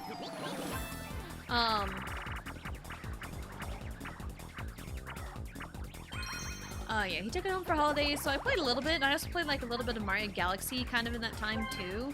We're doing the same game twice in a row? Bro, what? But then, me and my sister got our Wii in Christmas 2008, but I played a lot more games on it than she did, so I kind of took it. That's kind of how I also took the N64 as well, because I played more games on it, even though it was, like, the family console. But she played more SNES and PS2. She played more of those than I did, so... Oh my god, complete opposite of last time.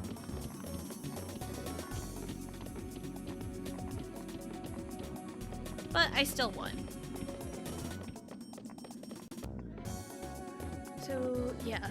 So my sister has our childhood SNES as far as I know.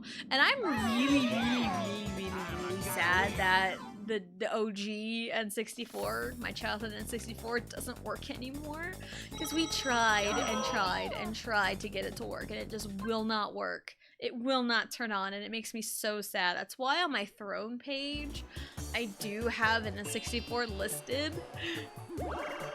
And like, on the site that it's on, it can come with like an HDMI adapter, which would work fantastic for me because then I can stream N64 because my capture card is only N64. Or no, fuck. No, my capture card is only HDMI. There we go.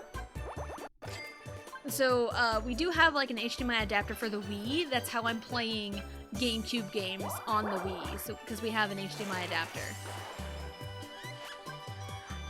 But we don't have one for the N64. We don't have one for that. So, and I would love to play N64 games on stream. I would love it, because I've had a hankering to play Diddy Kong Racing for a long time, and I can't play it because my N64 is busted. Or it likes to act busted. Maybe it secretly works and it's just like, nope, I ain't doing nothing for you right now. So, I don't know.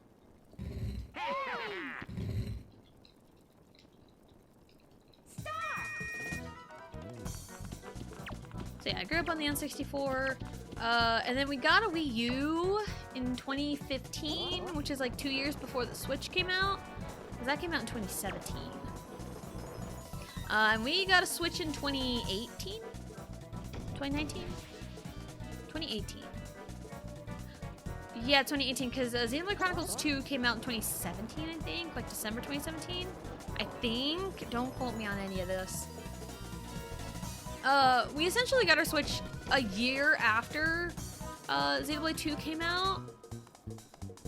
But we did pick up Xenoblade Chronicles 2 before we bought the Switch because we knew we were going to buy one pretty soon and we wanted a game for it because we didn't know if we were going to pick up a game with it or not. We also got Super Mario Party with it, and like Super Mario Party is fun. It's just very condensed and I don't like it being condensed. But I will say so far on the boards I have played on Jamboree, they've been pretty fun. So... I'm gonna quote Tessa on this. She can't stop me. No, don't do it. Don't do it. I don't remember what years things came out. I don't remember off the top of my head. Alright. Last 5 turns. Daisy. Oh, that's wonderful. Exactly what I wanted. Hooray. Also, last 5 turns, we're at 2 p.m. It's break time, and I really need to pee. So this works out great. So we're gonna take our break. We're going to get up, stretch, go to the bathroom, grab a snack, do whatever it is you need to do, and we'll be right back.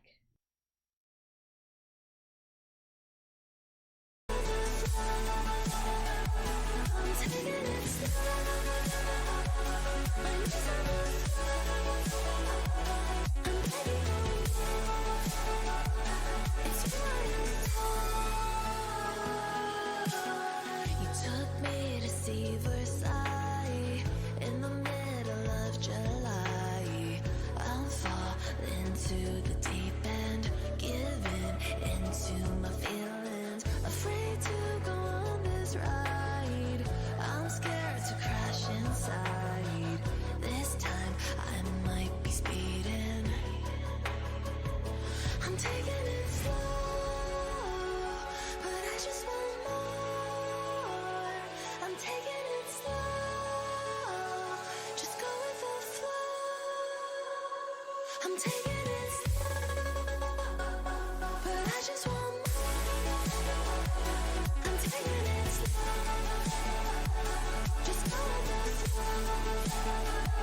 I'm taking it slow,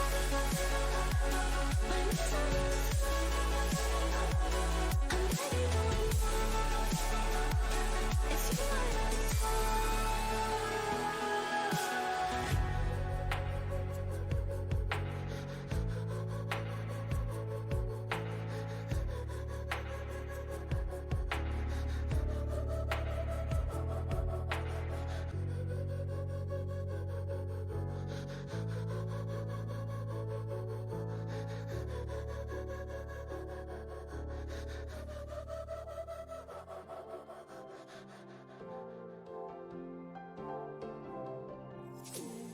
I see what he loves about you. You're so perfect. Hope you know that you got everything. I messed up and I'm haunted. And if I'm being honest, I see what he loves about you. You're so perfect. Hope you know that you got everything. I messed up and I'm haunted. And if I'm being honest, I messed up and I'm haunted.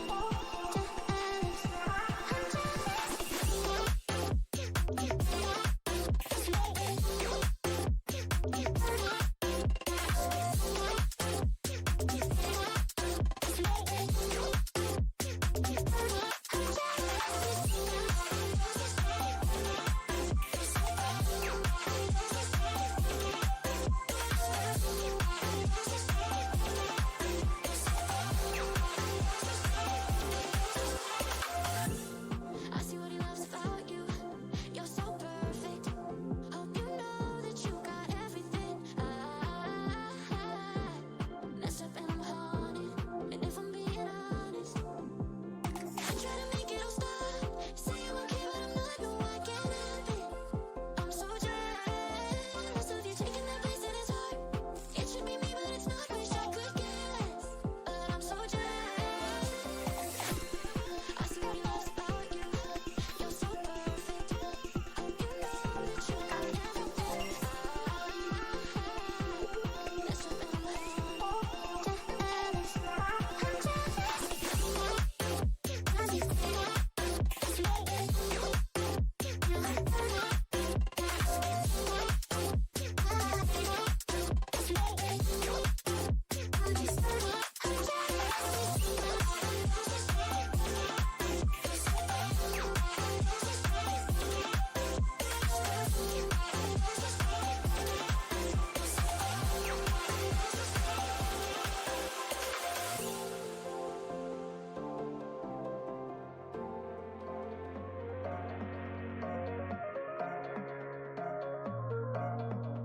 Look, there's my home, there's my wall. See, it's the flower, mine is lost.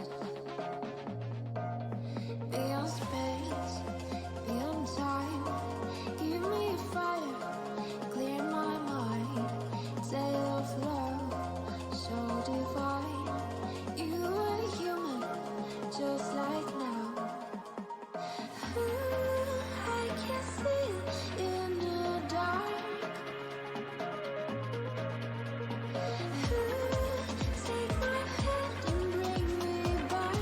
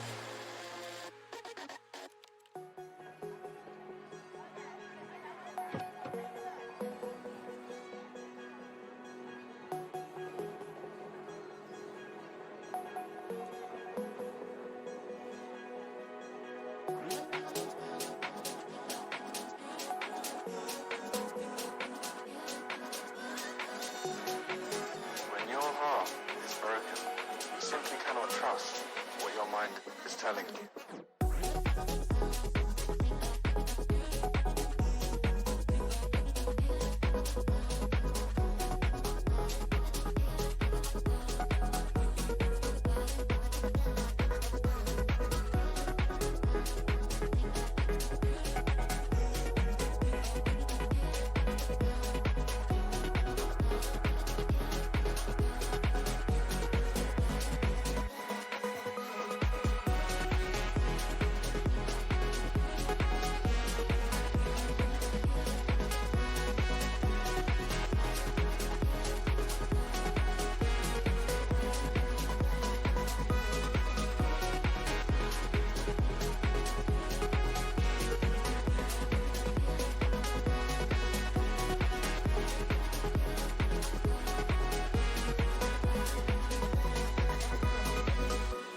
This is what makes heartbreak so difficult to heal.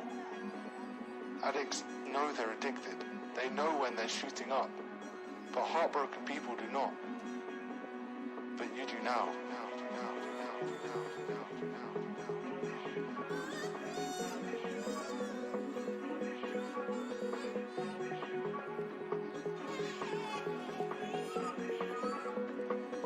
But you do now.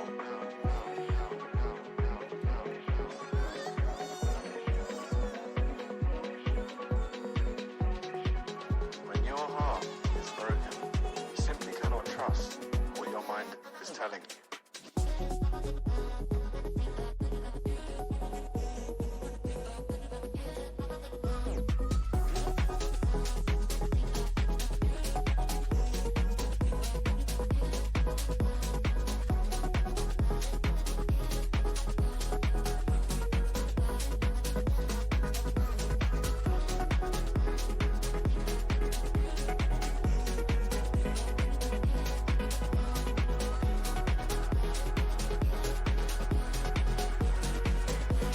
You're just feeling your addiction.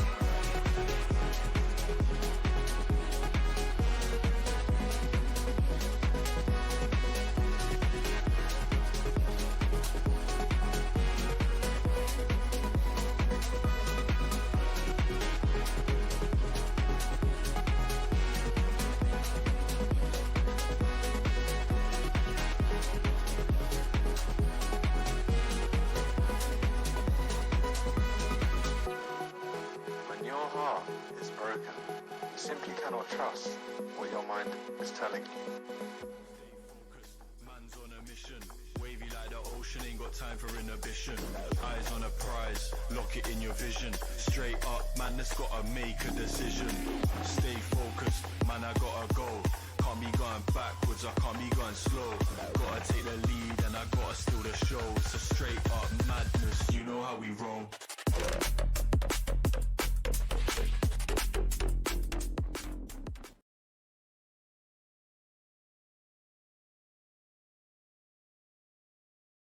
Alrighty, we are back. Normally, my 3-year-old is up and eating her food right now, but she's still asleep. And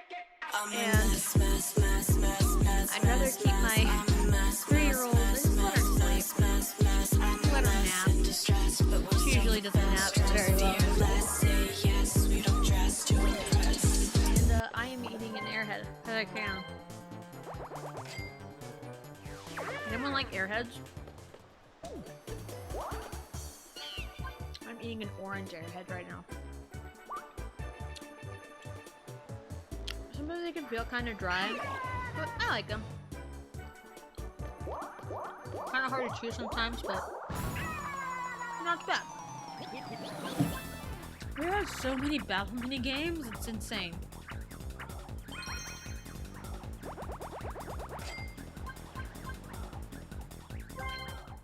Airheads are fire. Nice. I like them. I don't like go out of my way for them. But sometimes I'll go out of my way. Sometimes I'll eat them.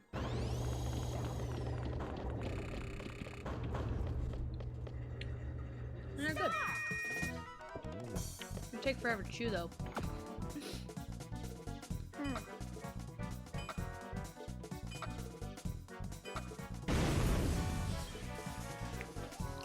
I know Halloween was a few days ago. What's everyone's favorite, like, Halloween candy?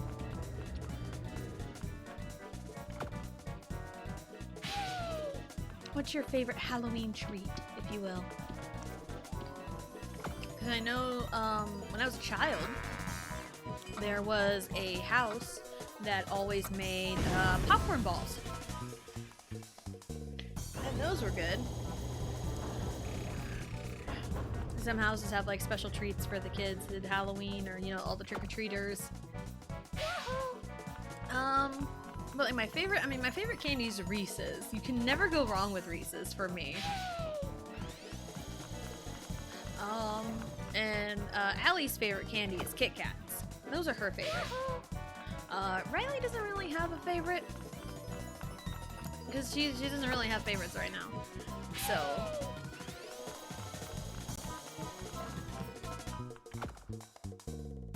Also, maybe a little bit of candy can give me a little bit of an energy boost. Because of the sugar. The sugar. Oh, honey, honey. You are my candy girl. I don't know what voice I was going for there, but I just went with it. But yeah, if I suddenly disappear, it's because my 3-year-old woke up. But she is like right in the middle of her nap right now, which sometimes she's still napping right now. But like a lot of the time she's usually awake by now. So just keeping an ear out for her. It's like everything's set up ready to go. She just needs to wake up. She just needs to wake up.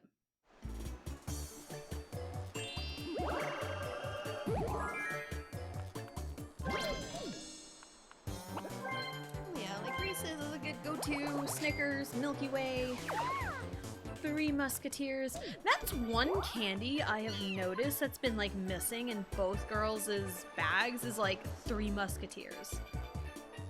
There might be like those little tiny bite-sized ones, but like there's hardly any Three Musketeers in either their, you know, the Main Street Hall and the door-to-door hall. Star is still there. How many? 1, 2, 3, 4, 5, 6, 7, 8, 9, 10, 11, 12, 13, 14. Excuse me.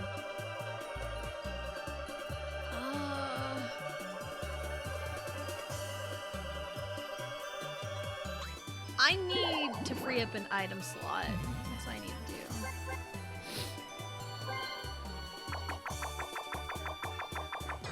Oh, come on.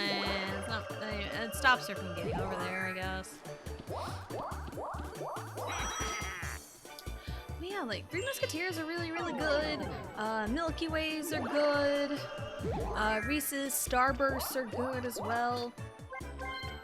Alright, Starburst, right? Your original Starburst flavors. What's your favorite one? And if anyone has a favorite Starburst flavor other than the pink one, other than the strawberry one, then it's like, alright. Because my favorite are the cherry ones. My favorite are the red ones. A red one. Because like, and like the pink ones are good, yes, but like I like the red ones better. My husband really likes the pink ones, and anytime I open a thing of Starburst, I open it and see if there's any pink ones in it, and I put them over on his side for him to enjoy when he gets home from work, whenever that is. So that's kind of the thing. Oh, we're gonna lose. Yep.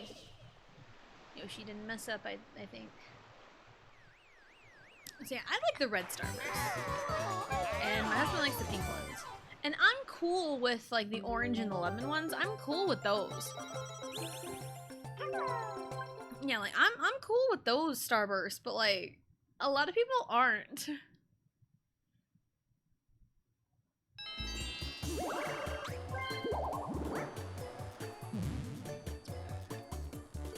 I always love getting like a big thing of Starburst because I always ate them in like the orange, the yellow, the pink, and the red, because that was the order it came in the package. So my favorite was always like last, and I loved that. That's why I always love getting like the big regular size Starburst, or like the full size Starburst. That's usually why I get those.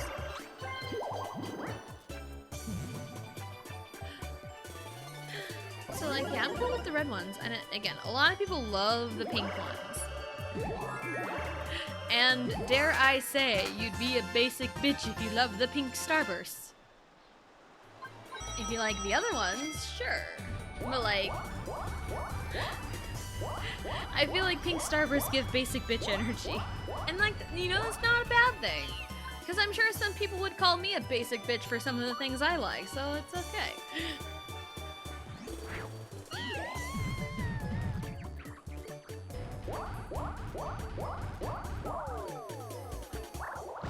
There's so many battles! I'm tired of the battles! It makes this drag on so long.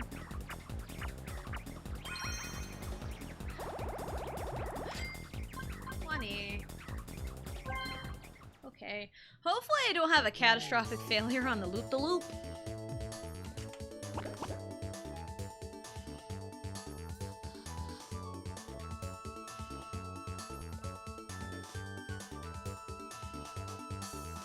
Sorry, I had to cough for a second. And I don't want nasty cough noises. No one wants that. Nobody wants those.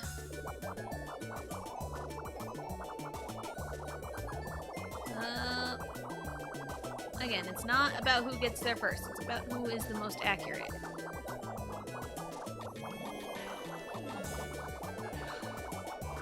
It's about who is on the line more.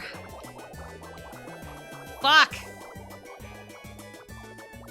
I do remember one time, I have mentioned this before, because I told the story quite a few times, but this just seeing Trace Race here specifically made me think of this.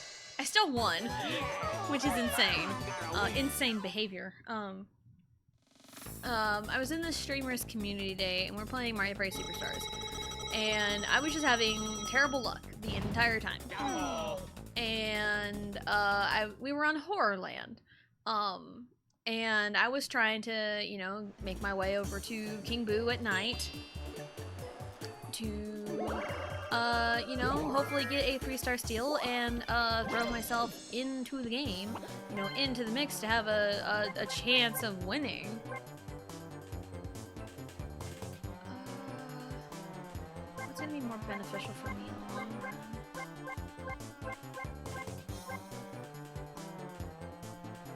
I'll go with the crystal ball, actually.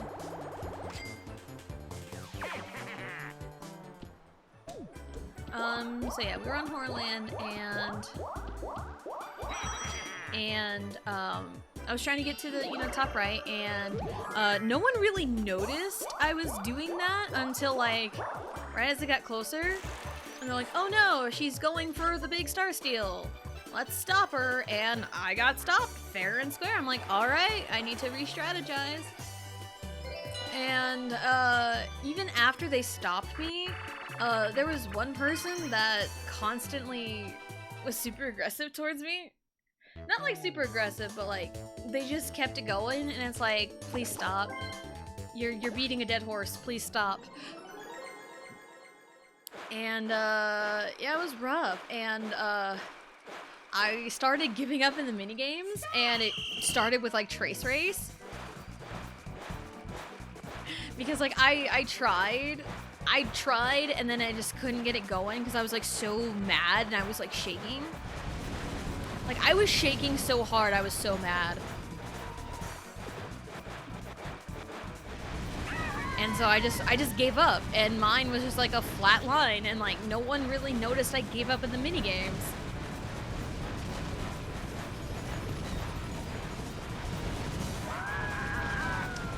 And I still got essentially, not like attacked, like that's a little more aggressive, you know, targeted. I think targeted is like the right term I'm trying to go for here.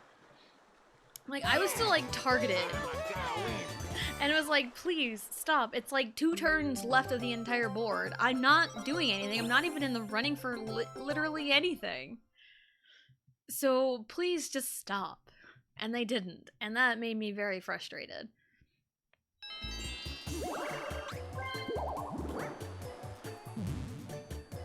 But I also haven't really participated in like much like community days, really a whole lot. So, because like that specific Mario Party board happened over a year ago. So yeah, there's just no way.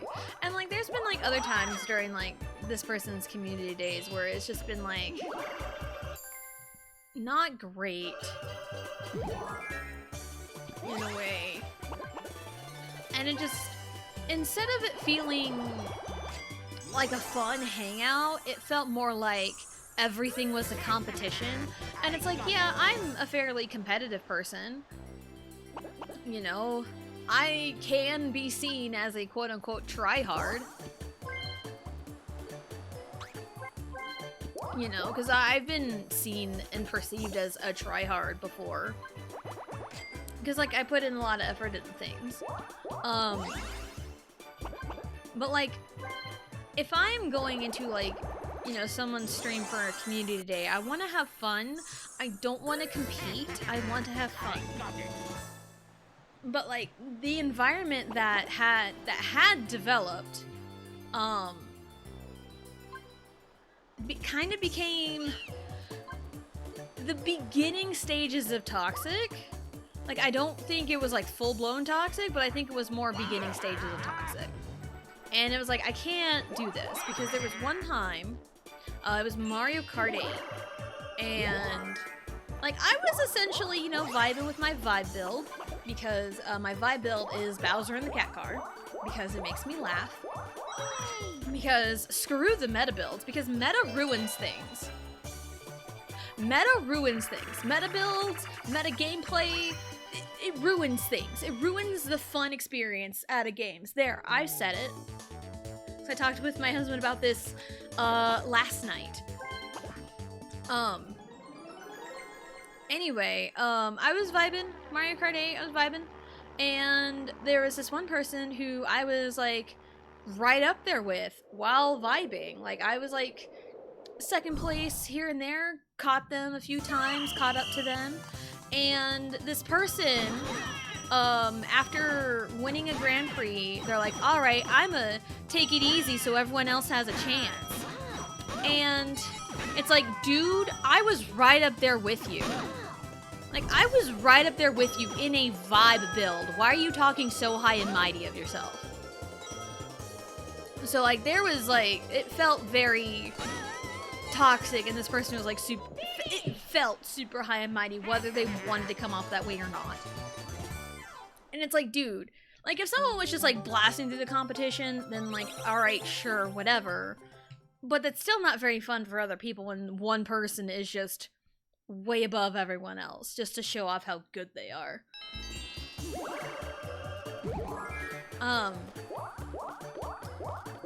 But yeah, like, I was right up there with them with my cat car build. And the moment they're like, I'm gonna let everyone else, you know, have a chance, like, I demolished it. It's like, dude, I was right up there with you. In a vibe build, Bowser in a cat car, I was right up there with you. And they didn't even give me any credit of being up there with them. I passed them a few times. You know? There was, you know, stuff like that. So it was... It just felt... It really felt shitty to me from that response. And I don't think I've been in a community day since that moment from that stream. And that's also why I am extremely, extremely hesitant on doing community days myself. I kind of did one, like, you know, a couple years ago, and me and my husband played Superstars. And we played a board, us two versus the AI, and then we did the board with a couple other of our friends. Yep, because that's what always fucking happens here! My plans are ruined! again because Peach decided to be a bitch.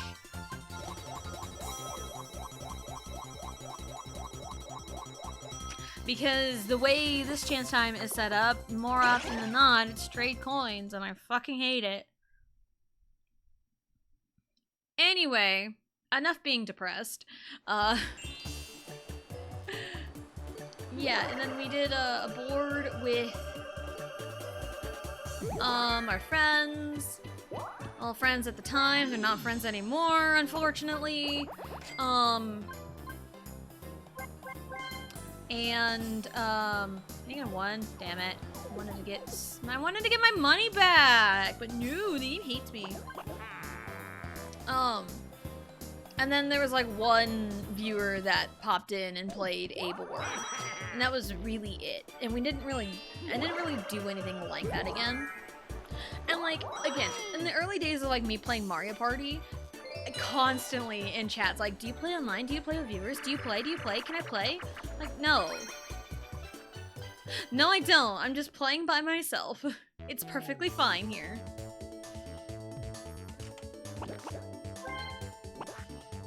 So, but if I did host a community day, I would put very strict rules into place.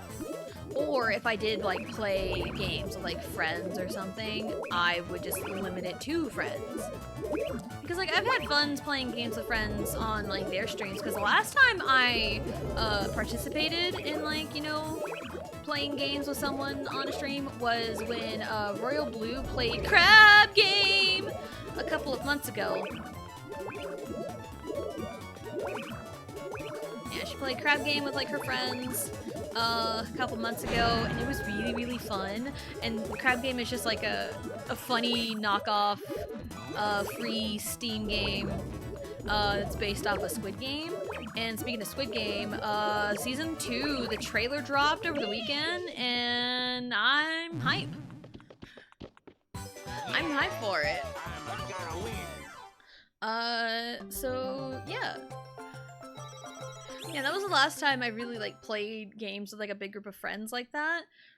And, it was really, really fun.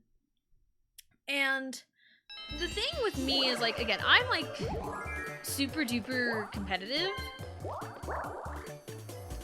Not like, again, super duper competitive, like, I can get competitive with things, with games, with people sometimes. But, like, I never felt that. Like, yeah, it's a competition game. You're playing to win first place, whatever. But, like, I never felt, like, super competitive playing games. Or, like, at least playing crab games. So I never really felt like that. So, which is really nice. Because I have had experiences in the past of like friendships that I have had, and I had oddly felt competitive with these friends slash former friends, and and it always felt awful to me when I felt like that competitive with like people, and like it shouldn't be that way. But like I do have, you know, better friends now that I don't feel that way with.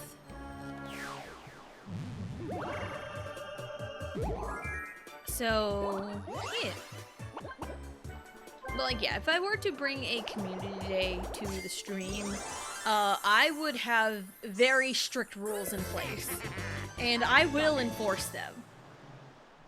Because I would hate to have, you know, so many rules on a day that's supposed to be fun, but that's the whole point of enforcing the rules. I want it to be fun, and I don't want people to just come in thinking they're hot shit and ruining it for everyone. Because I've been a part of community days where people acted like that, and it was not fun. It was absolutely not fun. So, that's kind of where my perspective is on that. Like, and I'm sure even, like, bigger streamers have, you know, rules enforced with those. So, yeah.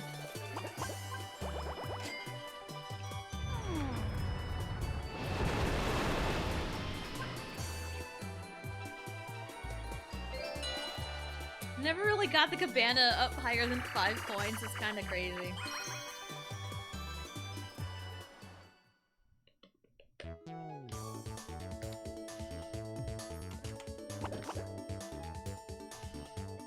my. Bottle fell over. Rude. I'm so sad Peach traded my coins away and stopped me from stealing a star. Maybe that was her plan all along. I don't know.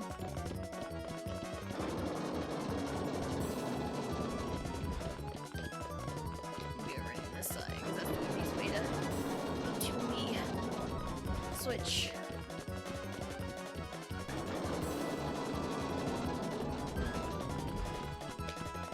Alright, let's go. So yeah, like, again, while I am competitive, I know the difference of friendly competition and not friendly competition, and toxic people on the internet are the definition of not friendly competition. Like, 100%. And, I do remember, there was community day in this person's stream, where it was like right after an update, and they released the new meta build for Mario Kart 8. And it was a build that I was already using, but with a different character.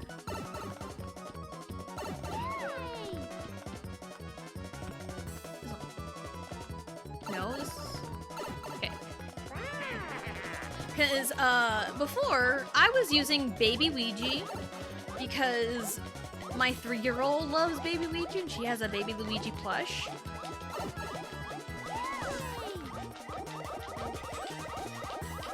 And I would use Baby Luigi and she would, you know, cheer and laugh and giggle and whatever. And that was really cute. So that's why I used Baby Luigi. Used to use Baby Luigi. And I went with the teddy bear ATV thing. And the Azure wheels and the Cloud Glider. Because, like, that was what I was cool with. Was the Azure wheels and the Cloud Glider. That was, you know, that was at least the 2 constants in whatever build I had. So that was what I always used. And then the meta, with the new update at the time, and the meta came out, the meta was like the teddy bear, the Azure wheels, Cloud Glider, and use like a Rosalina or King Boo or a Link, like a not super heavy character, but a somewhat heavy character. And it's like, dude, I was using that build before it became meta in a way. And then on this community day, like damn near everybody was using that build. And for me,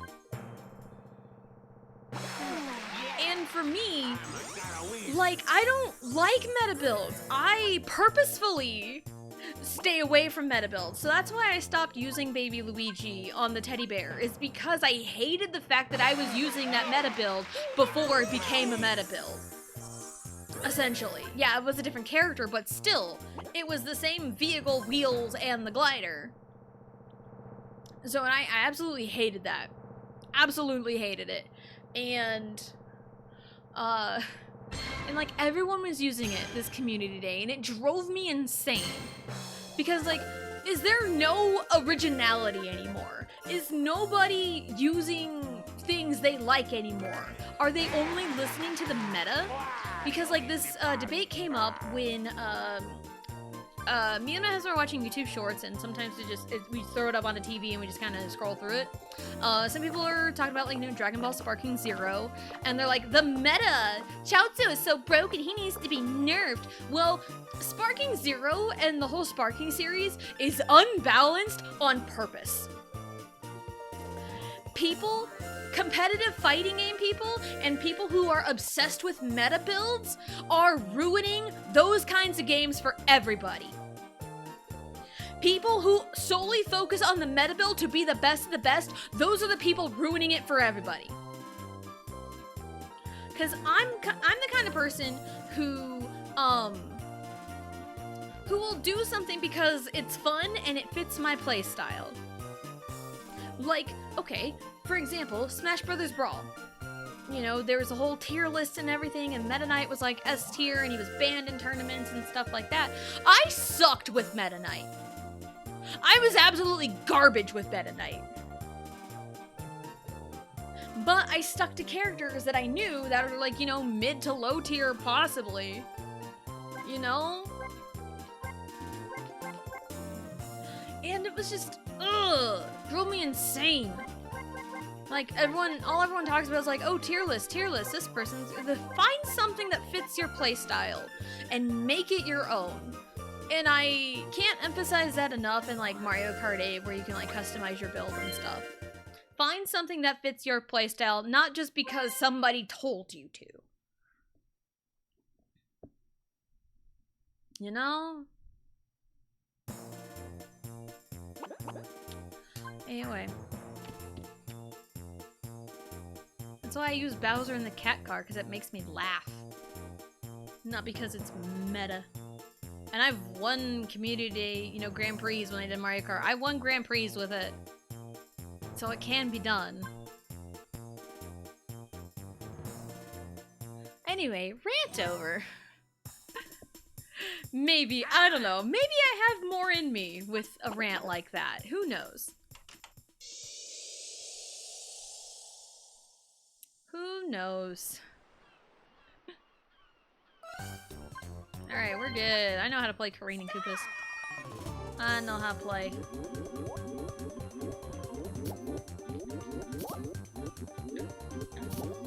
Alright. But yeah, I've got feelings about things. And a lot of it is, strong feelings. Ta-da! I got 3. Right as he got 1 of them. Insane. So yeah, my point is, with my rant to kind of put, you know, nail in the coffin, the period at the end of the sentence, or exclamation point, or whatever you want, I'm the biggest advocate for do whatever you want. Make it your own. I am very big on individuality. Oh my god, the Wario doll looks somewhat normal. It's cool. But yeah, I'm like big on individuality. But like if you're inspired by someone else, take it and make it your own. It's that easy to take something and make it your own. That's the part that I feel like people have problems with, is make it your own. Because like because a lot of my stories are like inspired by other things. For example, the Dragon Tamer, the fanfiction that I wrote about a year ago. What's up, Bowser? Yeah, the Dragon Tamer. I was inspired by it by watching my husband play Final Fantasy 16. You're pointing at my hat, sir. That is my hat. That is my hat. So yeah. Do whatever you want. Like, I'm the biggest advocate in, like, you know, individuality. Do whatever you want. Do whatever makes you comfortable. Do whatever fits your playstyle for things. And I'm also a big advocate on, like, you don't have to do everything hard mode. If you want to make the game easier for yourself, make the game easier for yourself. You know? Because I remember hearing somebody during a stream that I cannot prove if this was targeted towards me, because they might have been in my stream at the time this had happened, but I don't remember much, but I can't prove this. Because when I played Final Fantasy VII Remake earlier this year, I was struggling with, like, that final area, because there's a point of no return, and there's, like, a huge freaking gauntlet of enemies before the final boss. And I was struggling hardcore on those gauntlet of enemies. I was struggling so hard. And I was throwing my face against the wall for, like, hours. And then I realized, you know what? Screw this. I'm putting the game on easy mode because I can't do this. I want this over with. I want to just beat the game already. And there's no shame in that. There's no shame in making games easier for you. So I had done that and it was on stream.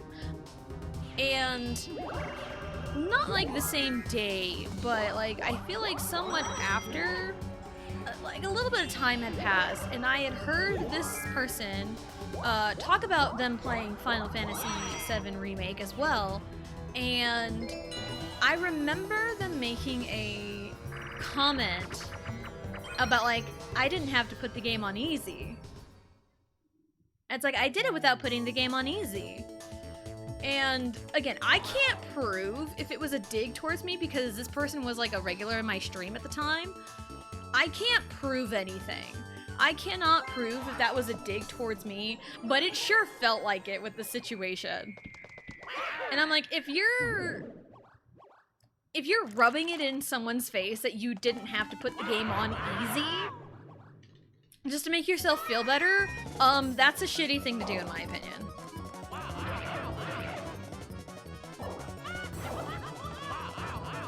Like, there is literally no shame in making something easier for you so you can enjoy it. I don't care what these purists have to say about anything. If you have to play the game on easy mode, play the game on easy mode. You know, sometimes you just want to experience the story without having to worry about a gameplay not gelling. That's perfectly fine. That's why easy mode exists. So yeah, I can't prove that this was a dig towards me, but like the chips kind of fell in the right place, but I have no evidence on that, so I can't really make that accusation. But it's one of those, you know, if the shoe fit, and it fit. You know? Because maybe they weren't talking about me, and that's perfectly fine. But it's one of those that felt like a jab because I was in that like same situation, and they were making fun of like, oh, I didn't have to put the game on easy mode. And it's like, that felt like a dig at me because I put the game on easy mode so I can just get through it and be done with it. So, yeah. Again, I'm the biggest advocate of like, do things that make it fun for you. If you want the hard challenge, go for it. If you want to put the game on easy mode to experience the story more, go for it. If you just want to do it normal, go for it. Like, again, I don't care. I don't care how someone else plays the game. I will let them play the game how they want to play the game. So they should let me play the game how I want to play the game. It's that easy. It's that easy. And I might need to go on a second break and check on my child because I haven't heard a peep from her. And she should be waking up here before too long because she needs to eat. So we might need to go on a second BRB. Hello?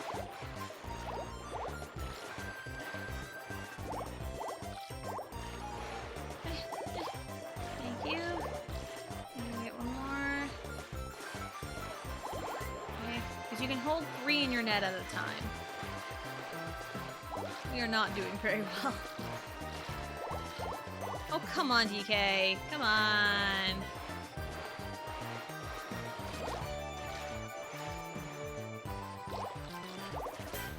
Waluigi, why'd you do that? Why'd you take him away from me? They're winning. There's no way. Block him! Block him! Cock block! Cock block! No, it didn't work. Oh, they're waiting on me, I guess.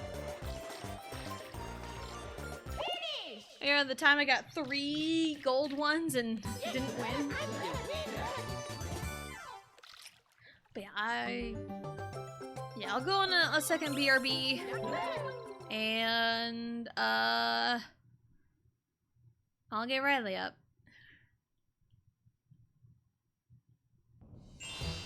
Alright, yeah, we're gonna go on a second BRB.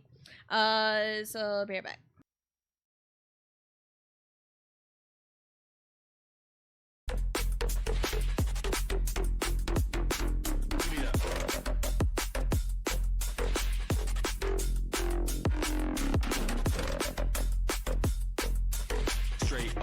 madness, you know how we roll.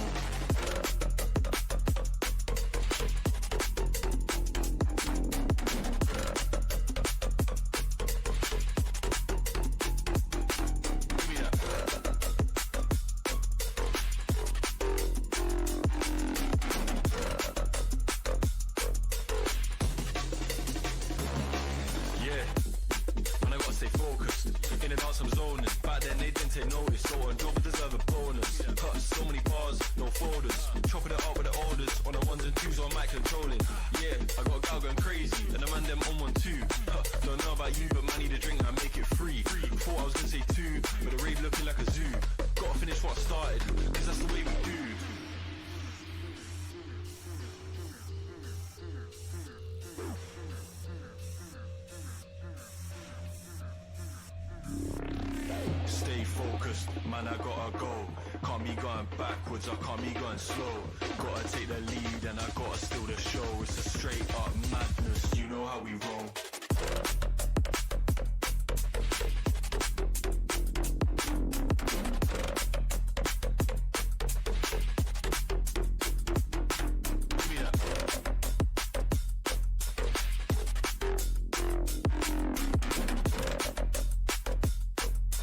Straight up madness, you know how we roll.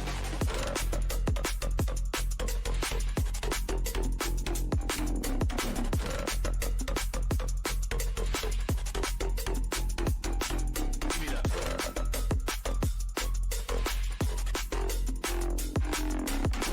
Straight up madness, you know how we roll.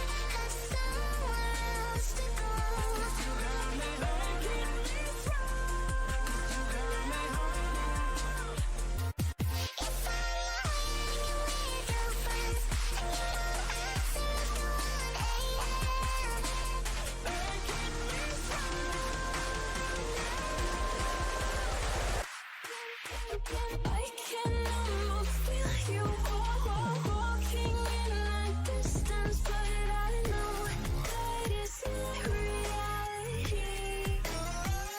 It's you echoing around inside these parallel dimensions all alone. No, I'll find you in my dreams. If you give me a loyalty, 'cause I'm taking the ones you'll see. They'll be calling me, calling me. They'll be calling me I get the shivers, They'll be calling me I get the royalty. shivers, They'll be calling me I get the royalty. shivers. Be on my own again. Get ready for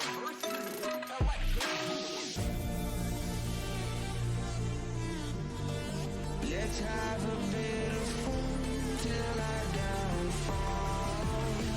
My love.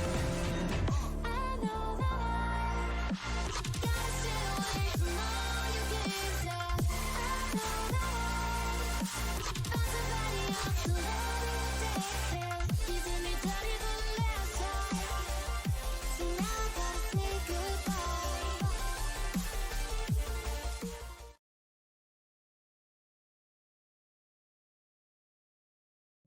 Alrighty, we're back again. We're back again. I got Riley awake. She's awake now. She's eating her potatoes. All is right in the world. All is right in the world. So yeah. And kind of backtracking on my thoughts here. Squid Game Season 2. And it's really nice that they paralleled the Season 1 trailer, which is really cool.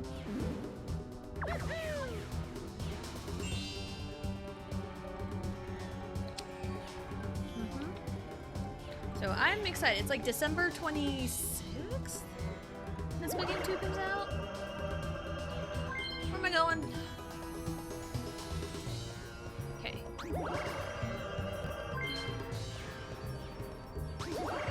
I think we'll be fine using this, right? I mean, that is definitely famous last words, but I think we'll be fine.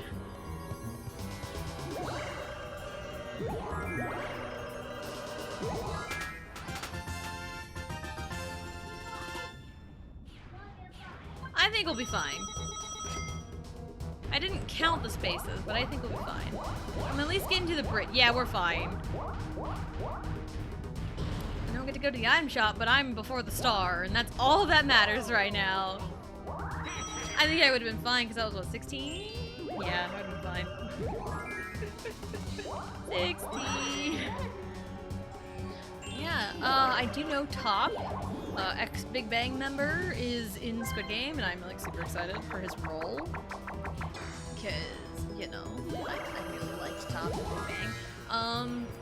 But yeah, I'm excited to see where the story goes. And I'm super duper excited.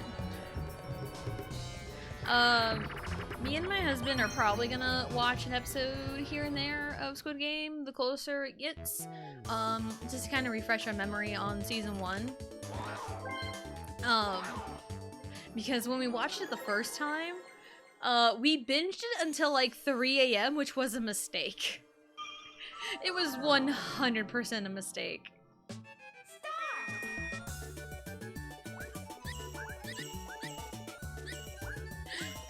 So, yeah. Because it was a mistake because we were too old for that. Oh. Hello? Hello, Mike! Hello, hello! Welcome in, and hello, Raiders! Hello, hello! We got you. Hey, shout out because none of my mods are here. No need for that. Shout out. There we go, there's your shout out.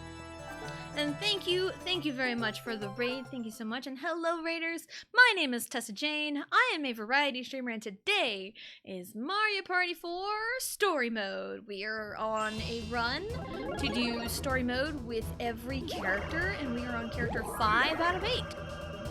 And we're on the Bowser board of Wario's run, because I'm Wario. Wario's story. It's his birthday. How's my party going? It's going pretty good so far. Nothing too major so far. And we're having a good time. How was your stream? What were you up to? Hopefully everything was good. Bada bing, bada boom. Get me the star. Perfect. I rolled just enough for it. Let's fucking go. Star number 1, get. Let's go. Horizon Forbidden West. Finish up story. The Burning Stars DLC. And now do it all the remaining stuff, and then the game's fully done. Nice, love that. Love that. It's always like a nice feeling when you like complete a game for the first time. Not like for the first time, but like complete a game. It's always like a nice feeling when you like done everything you need to do.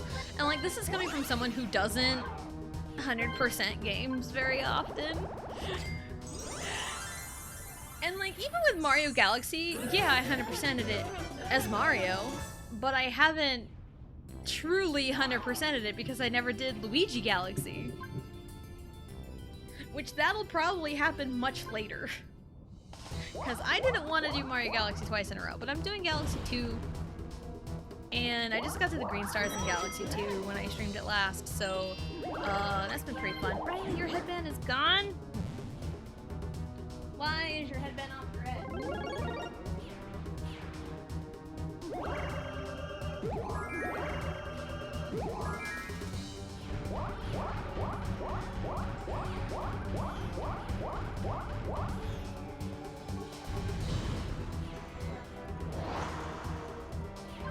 about that. 100% done. Except for like the higher difficulty New Game Plus because I don't care for those. That's fair. That is fair. Now it's definitely rough when like New Game Plus is like required to like truly 100% a game, and I was like, that's rough. I know in Xenoblade Chronicles 2 there is a rare blade whose charts cannot be completed unless it is New Game Plus, and that is or like cannot be completed without New Game Plus.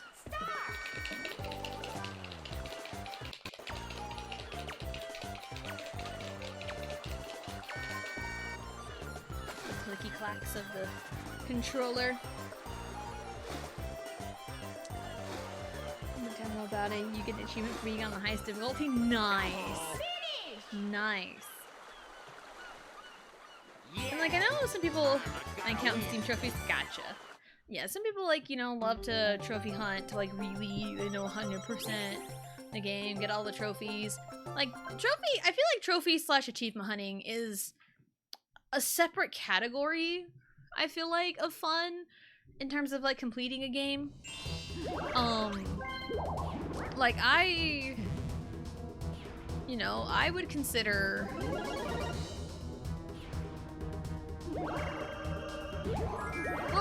I don't know where my brain's going with this. So no, I recently finished the quarry for Halloween spooky season. And I really loved playing the quarry. It was really, really fun to go for the one trophy I went for. And I got a couple of the trophies on the way because I kept everyone alive, and that's a trophy. And I collected all the evidence, which is a trophy. But I got the blood pack trophy, which was the big one I was going for. So yeah. And it's really, really fun. And someday I'll go trophy hunting in the quarry. But like I feel like the trophies do include finding all of like the collectibles and like certain collectibles. So it's like, okay, that could probably, you know, kind of coincide with 100%ing it, at least on those trophies. So like I consider like 100%ing something like all collectibles, you know, all levels cleared, whatever. It depends on the game too. Because I've seen my husband 100% Xenoblade Chronicles, and it's a big long JRPG, and he's 100%ed it at least 3 times. I want to say twice on the original Wii version, and once in Definitive Edition. So, yeah. Ooh, man. Yeah, I did mention at the beginning of stream I was kind of not feeling very well, and I'm still kind of feeling it. Not like, if I was like completely sick, I would not be streaming. But like I feel lethargic in a way because like I've been like low energy for most of the day.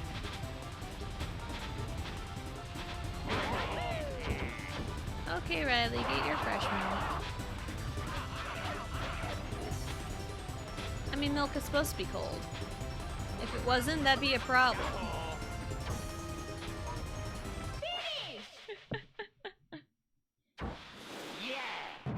So like 100%ing Xenoblade Chronicles is like getting everyone's skill trees, getting it all filled out, all side quests that, you know, and not like every single side quest because there are side quests in the first Xenoblade that are timed and mutually exclusive. All landmarks, all locations, like filling in the maps. There's like lots of things that kind of go into like truly 100%ing Xenoblade. And again, I've seen it done multiple times, so it's crazy. And hello, Johnny. Hello, hello. Welcome in. Hope you're having a good day. All right. I'm in. I'm small. He's just a little guy. Wario's just a little guy. Why couldn't I like land on a mushroom space and get a mega mushroom? So maybe I could do Bowser Wrestling. I want to do Bowser Wrestling so bad.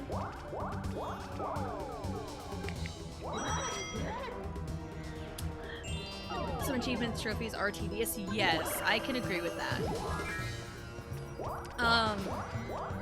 Because I probably got one of the harder trophies to get. I mean, if you know what you're doing, it's not hard at all to get the trophy that I got in the quarry. But like, some of them are like, bro, I'm only one person. There's one where there is there's a trophy in the quarry that you get for never missing a combat encounter, and it's like, yo, what? Like, bro, what? What do you want me to do? So I feel like that one would be an entire pain in the butt to do on a trophy hunt. Because the Blood Pack trophy, the one that I went for when I played, when I looked up guides to know what I needed to do and when, it recommended to do it on like a second or third playthrough. Yeah, I recommended to do it on a second or third playthrough, and it's like, no, I'm doing it on my first, technically.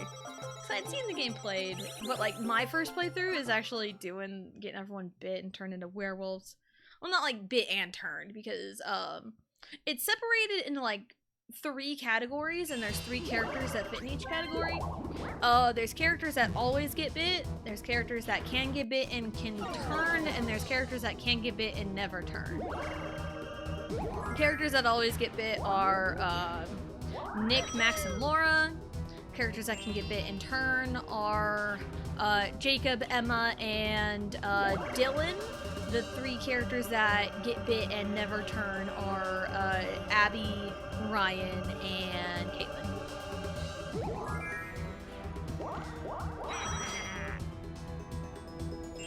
So they're all kind of categorized, because like Caitlin gets bit late into the night, so she doesn't even get a chance to turn. Immediately after Ryan gets bit, he has a chance to die, and his werewolf curse gets lifted shortly after. If you kill, the werewolf, or he just dies. So there's that. And with Abby, she's free of the curse like shortly after she gets bit, so it's that. It's like one for gliding for 60 seconds straight. Yes, you do glide in the game, but usually not 60 seconds. Damn, that's rough. And that's our question of the day. What do you like to do on rainy days? And I asked because it's been raining all day. And I, hashtag when it rains. It washes away the arm of our hearts. Excuse me. And I am very sad that the people who put over that story are no longer around the streams anymore for reasons. For reasons unknown. I am playing Riley.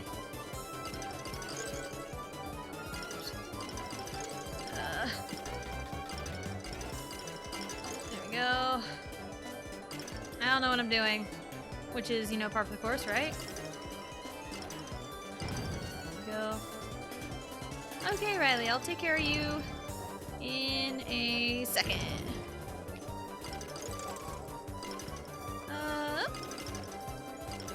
Oh, that was bombs. No, TK got it! Damn it, that was a big one for him. I did it, nice.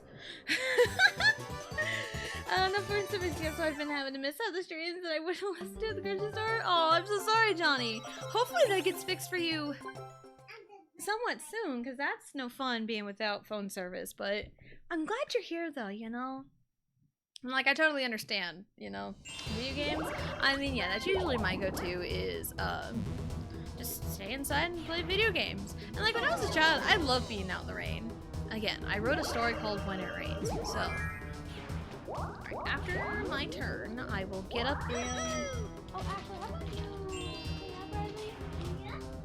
I'm not giving you a wipe to clean up yet. There you go.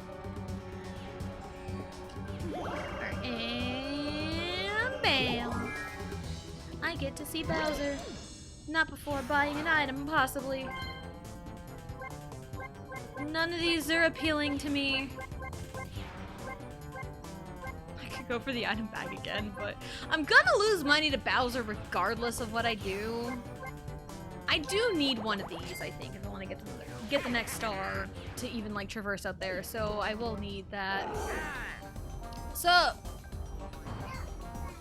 Half? Excuse me, half? I could have sworn it was just like 20 coins or something. Bruh. Well, I ain't nowhere near it, so it's fine, right? Game slash watch anime very similar.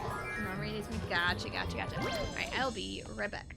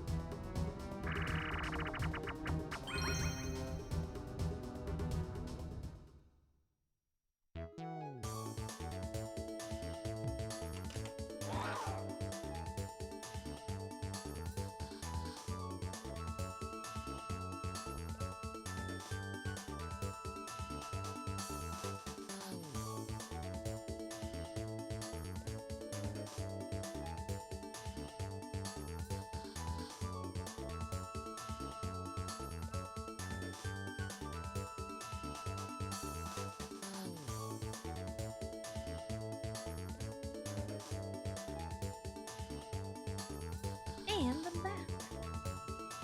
Right as the ad break started. Wonderful. I sat outside, ride the bus, listen to the rainy moon music. Love it. Love it. Alright, again, this minigame still boggles my mind because I never used to have problems with this.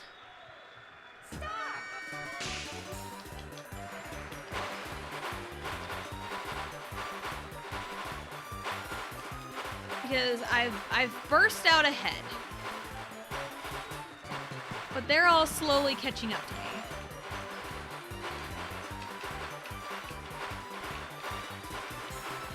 And like everyone's got like higher stamina than I do.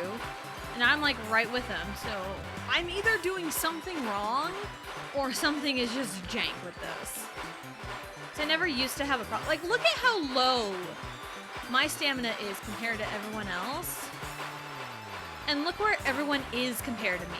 Like DK, like I'm not doing anything different than I would normally do.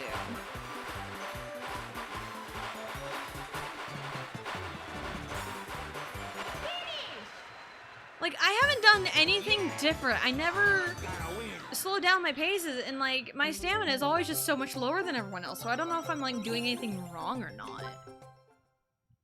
And like I never like. You know, when I was younger, I never had a problem with it. I don't know if it's just like the AI. I don't know if it's just a user error. It probably is. I don't know, man. I don't know.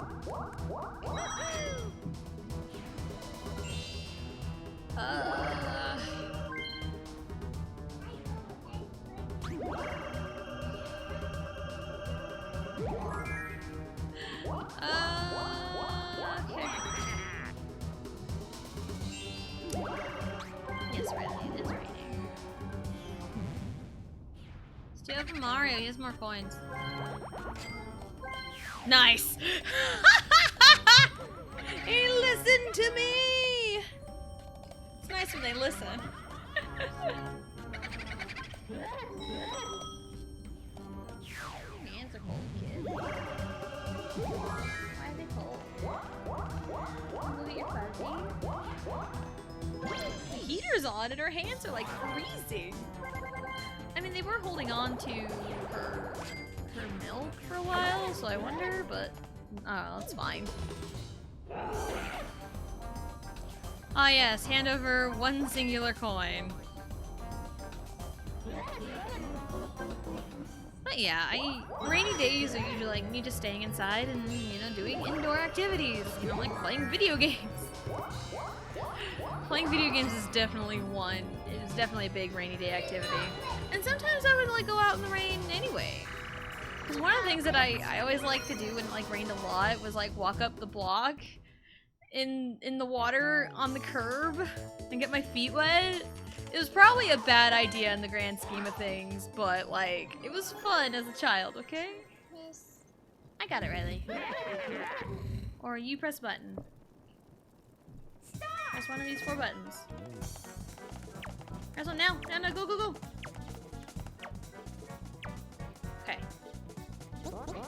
This time I do know where I'm hiding, because I tried to get Riley to press a button, and she reached for it, but she wasn't going to press it in time, so I pressed it for her. So I know where we're hiding now. And this makes me nervous, so I like not knowing, because like there's no suspense. Or maybe there's more suspense when I don't know where I'm hiding. Welp! Well, there's that. I guess everyone had the same idea, huh? Good job, Riley.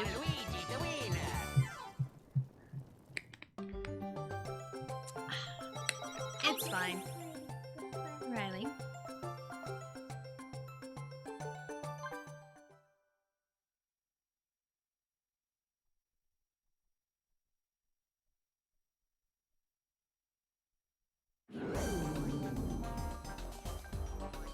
Got a few tricks up our sleeves, huh?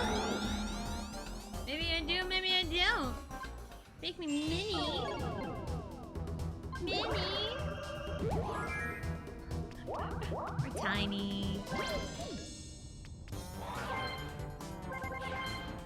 Oh, so he gets a magic lamp available for him and I don't? Rude. Rude. R-O-O-D, rude. Take this, and he gets sent back to that start back there. The false start. False start? Is it a 5-yard penalty or a 10-yard penalty? I don't remember. Bowser jumped! Bowser jumped! Bowser jumped! Did you see him? He jumped up into the air. We're getting Bowser! We're getting Bowser! Or maybe not. It was kind of neat to see Bowser actually jump up in anticipation of the Bowser space. I loved that. Alright, can I roll 2? That's not a 2. I really want to get a Mega and pass by Bowser and face him in Bowser Wrestling. Because on this file, because I started on a blank file, on this file the only minigame I have left is the Bowser Wrestling. And to get it, you need to be on Bowser's Gnarly Party, pass by Bowser as Mega, and have a 50-50 shot of getting Bowser Wrestling.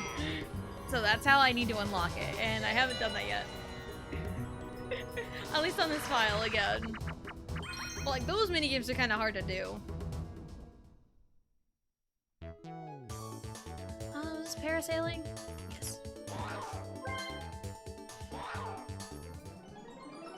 Now, could I do this on my own time? Yes, but I'm doing everything authentically on stream because I can. Oh, wonderful start. Excuse you. Making me touch the boat.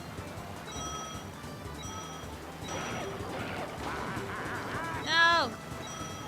Riley.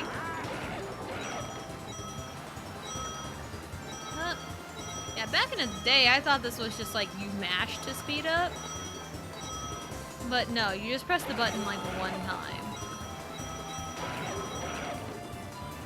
I hit the button too late, it's fine. Whee! Go get him, Waluigi, get the money. Here comes the money. Here comes the money. Money, money, money, money, money, money, money, money, money. Don't touch the butt. You touched the butt. I haven't seen Finding Nemo in a long time. It was one of my favorite movies as a kid. Shark bait, hoo-ah-ha. Oh man, I love Finding Nemo. P. Sherman, 42 Wallaby Way, Sydney? Wahaha! 5 turns left. It is 5 turns left. We have 5 turns left, guys. Did you know we have 5 turns left? Guys, did you hear? We have 5 turns left. Don't get cocky. Anyway. Excuse me. I did burp. I was expecting Red turn into Bowser, honestly, and I mean, that'd be fitting for this board. And nobody passed by the lottery, so we don't do the lottery drawing. But Mario's gonna use his magic lamp to go over there because the AI is programmed to use the magic lamp essentially right away. And I don't like to play that way. I don't. I like to hang on to a lamp as long as I can, or use it in like dire situations. Because if someone has like an item that like swaps my items with someone else, then I'm forced to use it because my hand is forced. So I don't want anyone else touching my stuff. I'm very protective over my things. In game and in real life, I'm very protective over my stuff. And I am very protective over like my methods of doing things and like where I put things and stuff, because I've had people disrupt my space many times before. And it's frustrating. Like, if someone uses your things and doesn't put it back where it belongs, that frustrates me. I think, astrology speaking, I think that's my Virgo Mars. So, like, yeah, honestly speaking, like, that's my Virgo Mars, I think. Because Virgos are very picky and can be very organized. Look at this, actually. This might help me in the long run.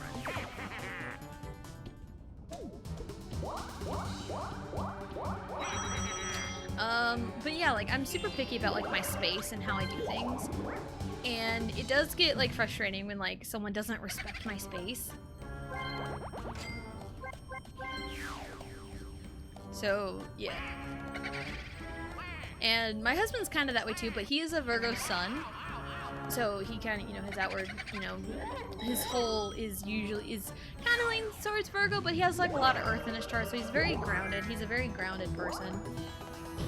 But like his moon sign is Taurus, and Taurus are also especially protective over their home. Because like if there are two signs that are super protective over their home space, and that is Cancer and Taurus. I'm a Cancer sun, he's a Taurus moon. So if this astrology stuff is going over your heads, you know what? Fine. I'm going to talk about it anyway, because this is what I like to talk about. And my husband is super protective over his space as well. And he doesn't like it when his space gets quote-unquote violated. Like, if someone takes over his space, he doesn't like it.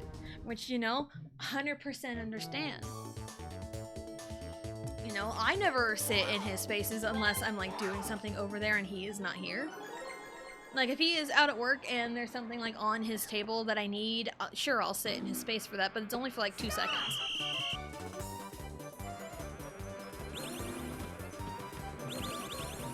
Wow, what a bank shot that was for Mario.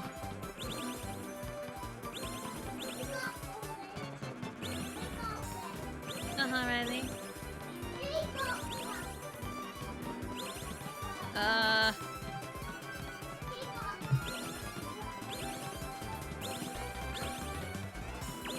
Soccer, this is basketball. It's fine. 21, let's go. But yeah, just like being protective over your space, and it's like, this is our home, and I really don't want to feel like someone's just taking over my home. Because I have felt like that before. Because there was like one time where like we invited people over and they just like, at least to me, I don't know if anyone really sees that, but oh shoot. Did I mess up? I messed up. Crap! It's too late. I should have mini mushroom. Damn it. Oh well, it's fine. I'll figure it out.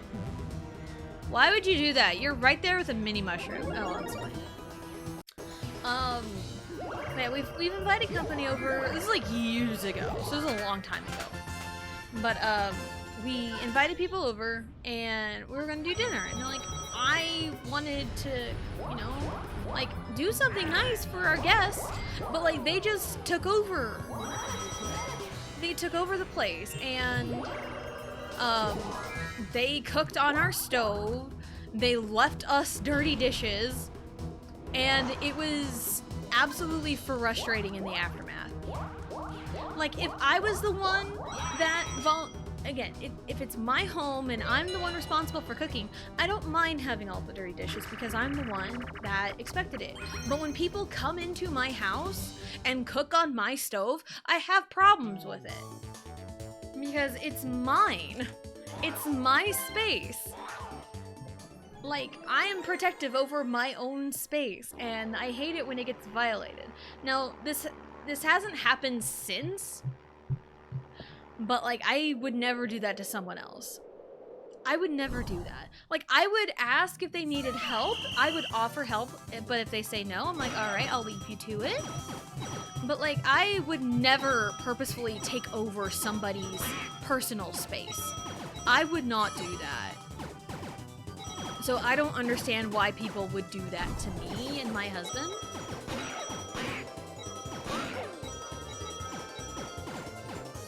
So, yeah. I felt that, yeah. Yeah, it's not great. It's not a good feeling. So like, we don't really have too many guests often that come into our home. Because like, we kind of live out of the way for most people. Most people we would like go hang out with or go visit. Like, we're kind of out of the way for most of them. So like, we don't really get people visiting us. But I still don't want people taking over my own space. You know? Like, if they ask, like, is there anything I can help with? That's one thing. But if they just, like, take over, I don't like it. I do not like it. Like, leave me and my methods alone. You know? I should have mini mushroom when I was there. I didn't even think about it. But Waluigi's gonna use his lamp anyway, so... How many turns we got? 3? Okay.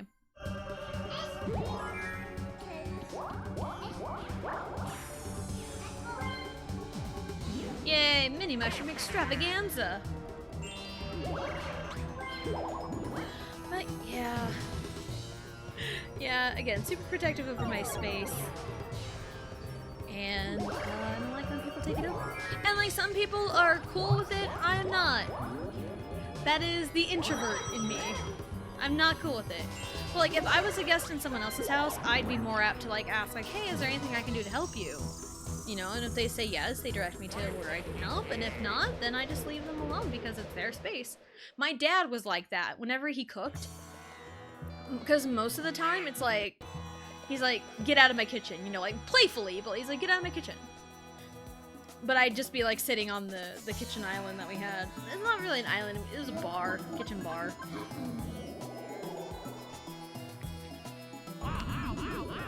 And so I'd sit at the bar while he cooked. Because I always asked if he needed help with anything, and he always told me no.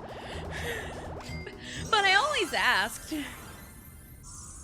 So, because I try to help, so I'm not like, so I don't feel like I'm just sitting taking up space in someone else's personal space, you know?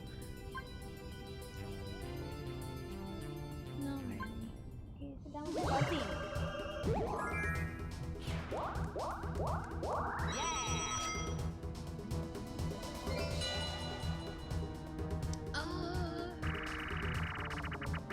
We don't really invite people very often. In fact, we haven't really had people like stay as guests in a long time. We haven't really had that.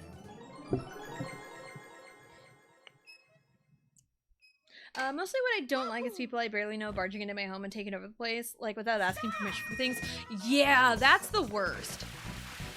And it's like, I don't think I have ever, you know, it's a common phrase that I have often been told, but I don't think I have ever told someone else this because I know what it could mean.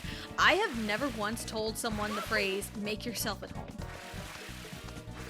Because if I do that, they're just gonna take over the place. And it's like, if I don't know you and I tell you to make yourself at home, you're just gonna make a mess of things. And it's like, if it's someone's kids, you know, just kind of remind them of the rules and like make sure you pick up toys when you're done if you're playing with toys. You know, leave it how you found it. So that's really it on that. Because, I mean, I've babysat, you know, kids in my own home before, and I always made sure, you know, the kids knew to pick up their stuff when they were done. So I always made sure of that. Owie? What owie? What happened? Oh, you don't know what owie? Who brushed off? Your knee? What happened to your knee?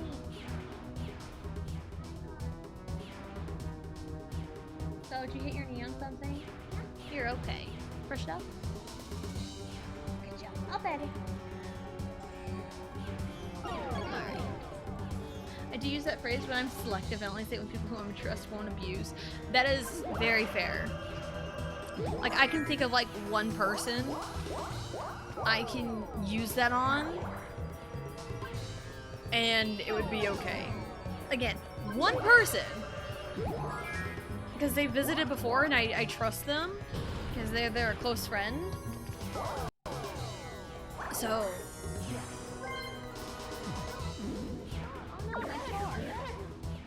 okay, so we have we've had this since like Christmas 2017. Does anyone like know of like those like sequin pillows and like that sequin like reverse sequin fabric and stuff? We have a like reverse sequin pillow, and since we rearranged and cleaned our couch because it was needed to be cleaned off and cleared off, yeah, Riley, you've been messing with this and you don't need to be messing with this. Okay? Leave it alone. And I last few days or so I've drawn patterns on to the pillow, and I drew a Mario Power Star onto the pillow, and it got a little ruffled up here.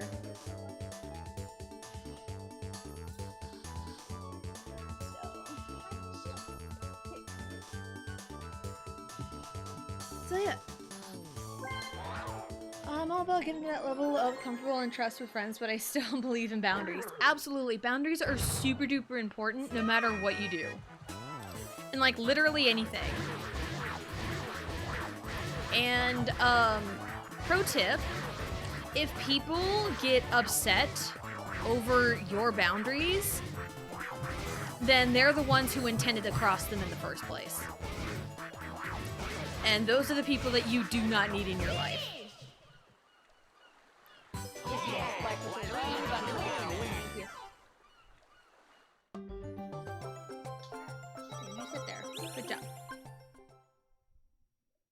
So yeah, that's a, you know, life lesson there.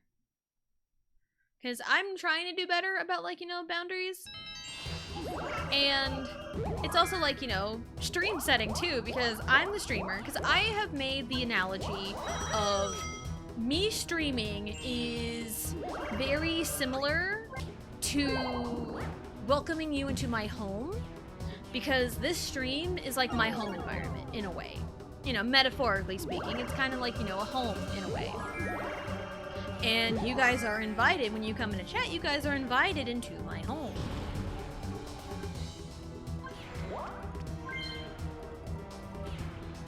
Oh, I can't get to the happening though, but it's fine. Hello, I will like to do this. So, and if anybody violates my home space, I have every right to not allow them in here anymore. because that's how I have, you know, that's the mindset I've gotten into about like banning people, because like, you know, you start to feel bad, but like if they're the ones violating my boundaries, then like that's not okay. So I am well within my right to ban people, because like in the past I have been very hesitant to do that, and looking back on it, people should have been gone a lot sooner than they were. But yeah, ooh, DK might do Bowser wrestling. Wrestling. Yeah, boundaries are super duper important just throughout life. So. Oh, come on, it's always Panels of Doom! I guess I was raised with always asking for permission. Even when I was new to Twitch, I would ask permission to come into chats, making sure I didn't do anything wrong across boundaries. And like, that's also like completely fair, because I would feel that way too. Like, and sometimes I even hesitate to join a chat. But sometimes, like, I think of a joke, maybe, and it maybe be okay. But like, I'm still fairly like hesitant on stuff like that. But if someone's like good with it, or like if someone, you know, if there's like problems, I'm sure the streamer will address it, you know, at least nicely at first. That's what I try to do. Cause what was it, Friday? Ooh, he had the DK face. DK lost. Friday, some bro came in hot and said 1v1. And this was like Friday, like a few days ago Friday. And I'm like, 1v1 and what? And they're like, brawl. I'm like, dude, what? No, do you even see what game I'm playing? Like, bruh. Like, bruh, you can't just come in here hot asking for a 1v1. I don't do shit like that. Okay, go get drink daddy. Oh, I didn't realize Waluigi landed on. Alright, Waluigi has a happening star then, so that's pretty cut and dry. So yeah. And again, I mentioned earlier with like, you know, Mario Party streams and how like in the early days of me streaming Mario Party, people would come in hot like, do you stream with viewers? Do you play with viewers? Do you play? Can I play? And it's like, no. Like, I'm doing a board by myself. It's a big 50-turn board, and no, you cannot play. If I do a community day with viewers, I'll let you know. Or like it will say, you know? What color, Riley?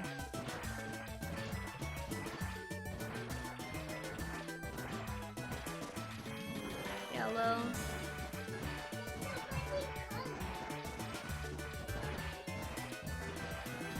Uh-huh, there is a lot of colors. Everyone's kind of keeping to themselves. I like that. Hey, Waluigi, nope, we're not. Alright. Wait, what's 1v1?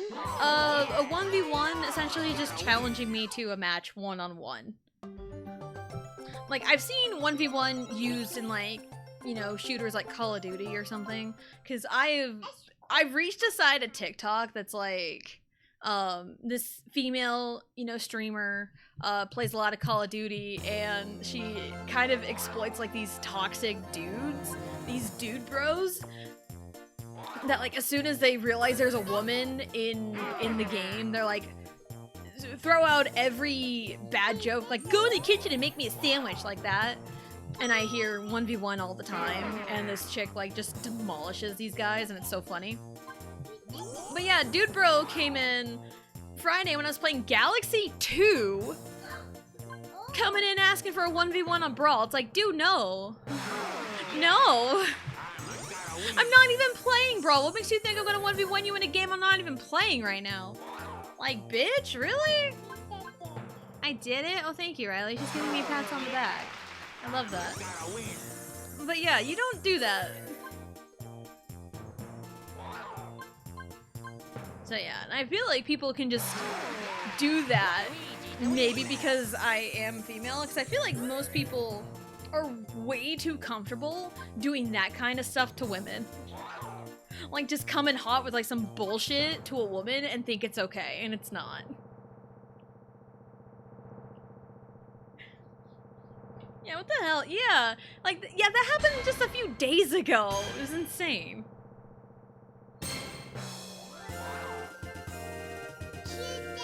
Hey, dance. It's like, yes, I'm a woman. Yes, I play video games. Yes, I may be good or bad at them. Sue me. No, I will not go into the kitchen and make you a sandwich. I don't even have bread.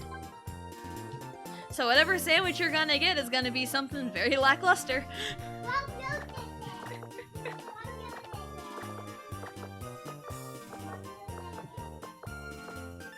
Yep, Wario did. Detailed results. 1, 2, 3. And there's Toad. He went down 2, like 2 in a row. Nothing really super exciting. Just run of the mill. Alright, now the fun part. How long have we been going? About 3.5 hours? Yes, Save the Game. So yeah. Yeah, and like the reason we don't have bread here is because we don't use it fast enough before it goes stale. If they made like half loaves of bread, I'd be more apt to buy that and we would use it. Because like we don't use it fast enough because I have had bread go stale and moldy because we didn't use it fast enough. So yeah. But yeah, I've had plenty of people be like really, really weird to me in chat before. But sometimes it's like, somebody can be weird without crossing a line, but if they don't cross a line, I can't do anything about it. You know? They just kind of have to be weird. Alright, I haven't done this in like 3 weeks, so this is gonna be fun. Time to immediately die. I thought I was smoked. Riley, no, you don't need to repeat every little word that I say. What? Okay, Riley. What? Shit. It's fine. It's fine. Yeah, like if you're gonna come into my chat and ask for a 1v1, make sure I'm playing that game first if you're actually just gonna come swing in with a 1v1. Like, bruh, no. I don't even have the right consoles hooked up for that. It was on the Wii U. I'm on the GateCube right now. But also just random Brawl? Like, of all games, Brawl? Really? Like, yeah, I consider myself fairly good at Brawl. Because I did Subspace on hard mode when I played it last summer. Not this summer, but last summer. A year ago.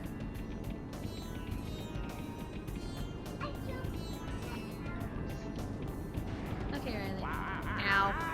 Whatever. So yeah, I did play through Subspace Emissary, and I did play it on hard mode. Alright, okay, I know what to do. So like, yeah, I have played Brawl before, on stream, but...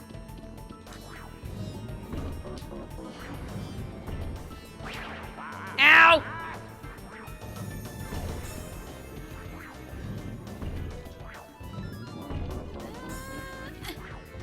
Finish. Nice. Can I like pause the game?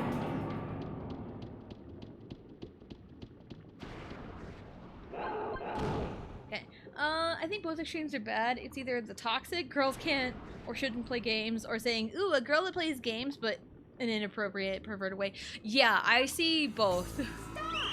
I see both. I do remember in the very early days of stream, which was when I was doing the Ocarina of Time randomizers, which was very early in stream's life. Oh, come on. There was this person who would be very weirdly flirty with me, but then like the moment I mentioned that I had a husband, silence. Like, silence from them. And it's like, alright, be that way. But I don't market myself as like, you know, a hot single female gamer to get views. I don't market myself that way. I don't want to market myself that way because that's not who I am. Oh, good!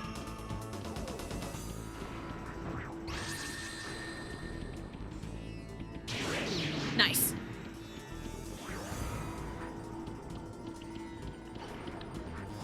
No, it's afternoon! Get away from me! Get in there. Nice.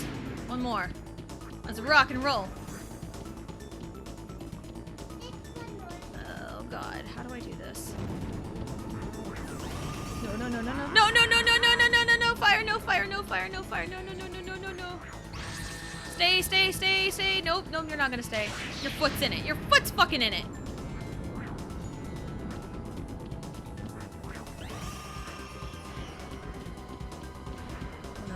You're gonna do, oh god, fire! Fire! I missed.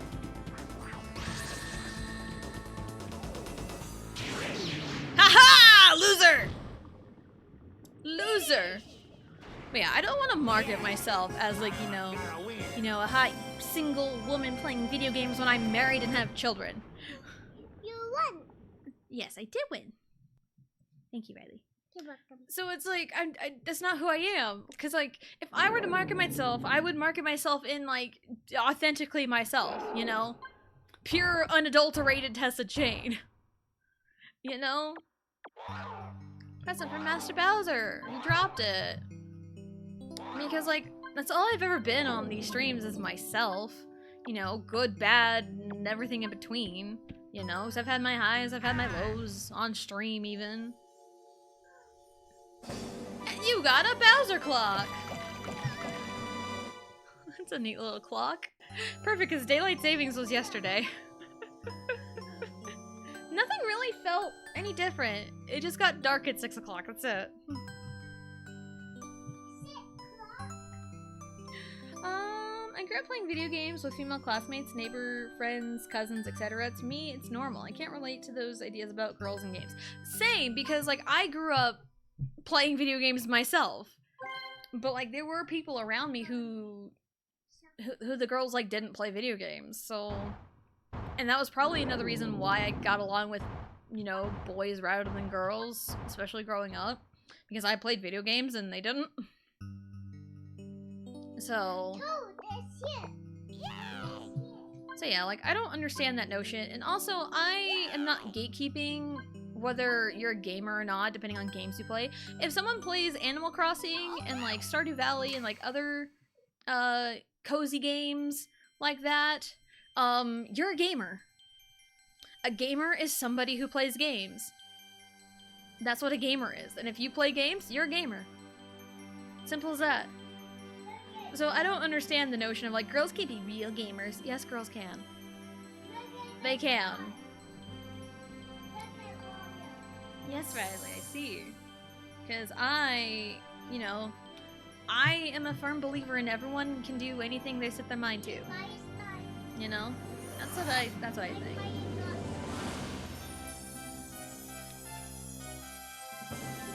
Look at our stars! Look at Wario, his constellation, it's so good! Same to me, you only play simple mobile app games, you're a gamer. Exactly! If it's a game and you play games, you're a gamer. Happy birthday, Wario! I see Wario as more like a fire sign than, because we're in Scorpio season right now. You know, back to astrology. We're in Scorpio season, but I see Wario as more like a fire sign. And fire signs are Aries, Leo, and Sagittarius. Which Sagittarius is the next sign, but like we're like right in the middle of Scorpio season. Anyway. But yeah, if you play games, you're a gamer. Doesn't matter what games you play.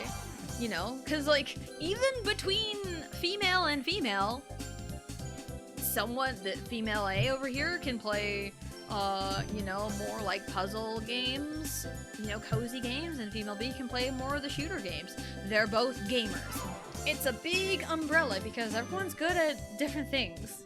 Trash please, thank you. Like, everyone's good at different things. Like, every gamer is different. Like, even me and my husband are completely different. Because, like, he's good at more, like, Zelda. He's good at Zelda. I'm not so good at Zelda, but I like Zelda. Like, he's more good at, like, Zelda and, like, the action RPGs. He's better at those than I am. I, gravitate more towards, like, turn-based RPGs and, like, puzzle platformers. That's kind of what I gravitate towards. And, like, you know, Mario Party, sports games, you know, stuff like that. That's what I gravitate towards. That's what I've always played growing up. And, like, racing games, fighting games. That's what I like. I'm not, like, super competitive fighting game person. But, like, I like to play for fun because that's what games are for. They're for fun, not to win. I'm going back to my whole meta makes things not fun anymore rant. Thank you, Riley. Because TLDR on that rant, meta builds ruin things for everyone. Because I've had experiences in a community today where a meta build in Mario Kart was announced and everybody used it except for me. And I hated that because it was a build that I was already using before it became meta. Because, yeah, what the fun? I know. Your foot hurts. Why does your foot hurt? I don't know either. Can you brush it off? Oh, it's your toe again? Yeah. Just be careful, okay? Like, I don't like meta. I've never liked tier lists in fighting games. I've always been, do what is comfortable for you, do what fits your playstyle, make things your own. Because again, I'm big on individuality. Riley, no, leave those alone. Yeah, I'm very big on individuality, which has gotten me into trouble before. But that's beside the point. That's a whole different story. But yeah. Yeah. Because, like, I play games differently than I'm sure some other streamers you guys watch. You know? I play games way differently than other people. Like, again, going back to, like, Mario Galaxy 2. Like, I struggle with it, and there are other people that just, like, bamf through everything and know what they're doing. It's like, cool, you know what they're doing. You know what you're doing. I don't. But I'm glad I got the extreme difficult stuff out of the way, and I can take a breather with the green stars for a little bit anyway, with Galaxy 2. But anyway, that's beside the point. Toad's awake? Yeah. Yeah. That's our question of the day. What do you like to do on rainy days? I like to stay inside and play video games. That's what I like to do. That's what I like to do. And that's exactly what I'm doing right now. We did it. Yay. Copyright of all characters and music reserved by Nintendo. Yay. Yeah, my rants definitely have gotten a little feisty over some time. For music, N64 is my rainy day console. It's a good one. It's such a good one. Again, I want to play N64 so bad, but like it doesn't work. We haven't gotten it to work in a long time, and it makes me really, really sad.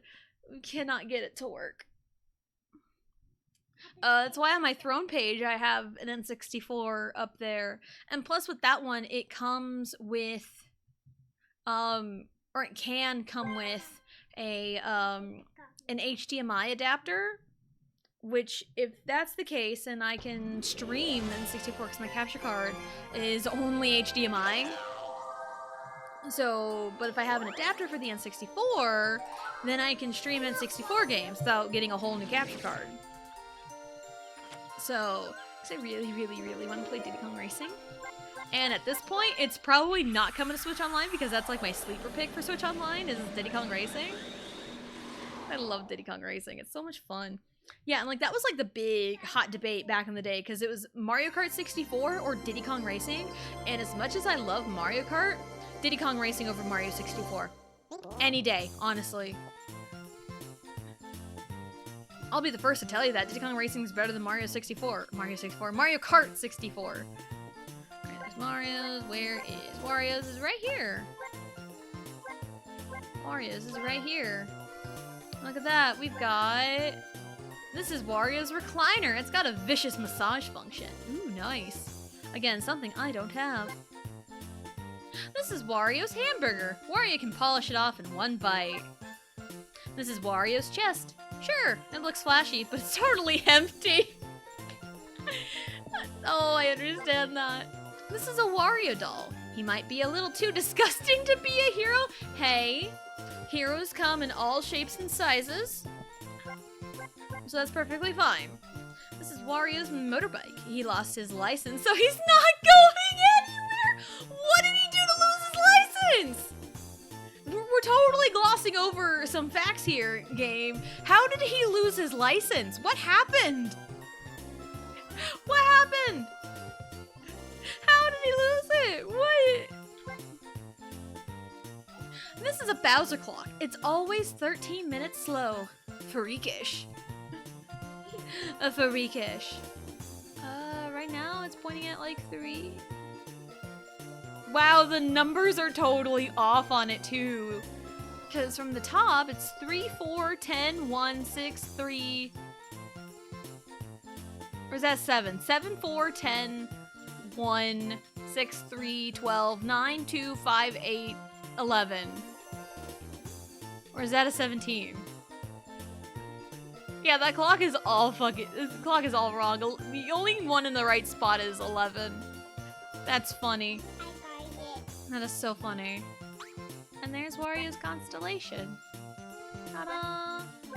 And we are... So we got Mario, 1, 2, 3, 4, 5. Yep, we got 5 done. Oh, no. Yep, we got Mario's done. We got Peach's done. We got Wario's done. We got DK's done. And we got Waluigi's done. We got what? We have the green team and Daisy left. Which doesn't hurt my feelings. I need to save those for last. But yeah, next week. Hello, Sam. Hello, hello. Welcome in. Hope you're having a good day. Alright. But yeah, that will be it for today. Because we completed Wario's story mode. Schedule for the week tomorrow. Again, it's essentially back to normal tomorrow. I will put up a poll on Discord. It will probably get tied. I don't care. It's been the memes. I'm doing it for the memes. I'm doing pretty good. I've been feeling very, like, sluggish today, but, like, I, haven't been feeling very good today. And it's raining outside. Not that raining outside is bad. I love the rain. It's just feeling, like, lethargic today. It's also Monday. But anyway, tomorrow, I'll put up a poll in Discord for our next, character for story mode. And as a reminder...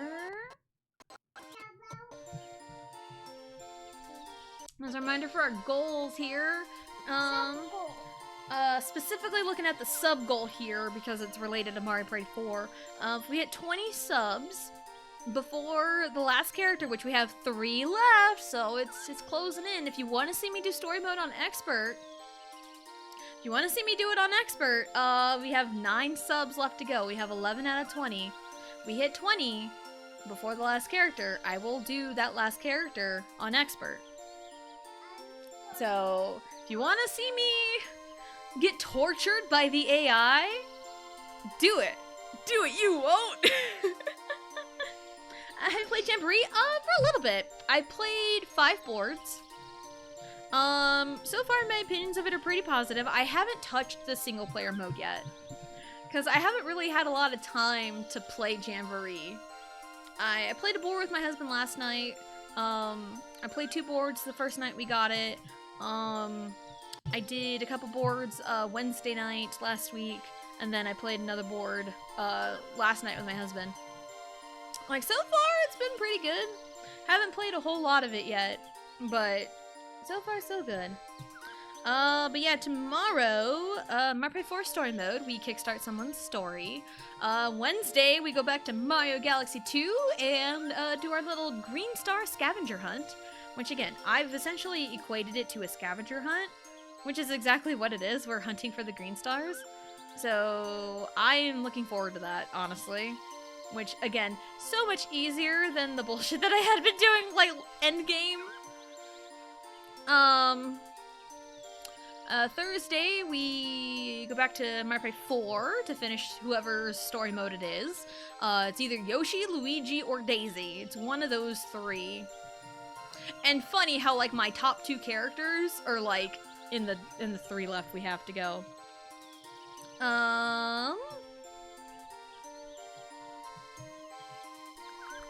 And then Friday is Galaxy 2.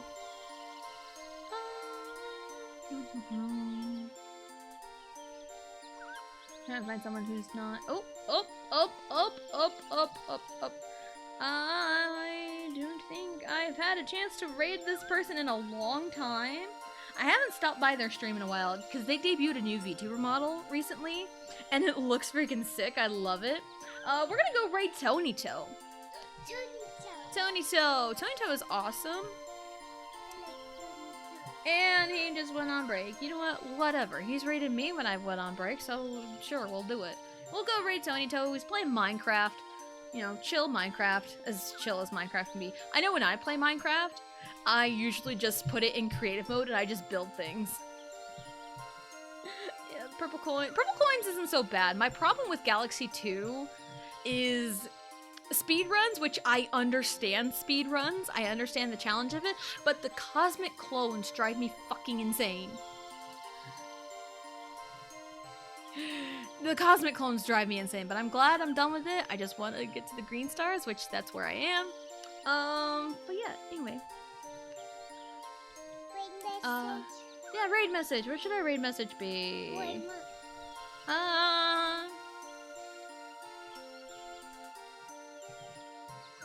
I mean, I like the broken Bowser clock.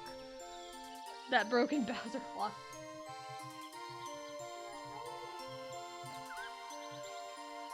You want me to add please at the end of it? Yeah. Riley wants please, so we're gonna... Broken Bowser clock, please, because I love that Bowser clock that Wario gets. It's so funny. Broken Bowser clock, please, will be our raid message. We're gonna go raid Tony Toe. If I can type, that'd be great.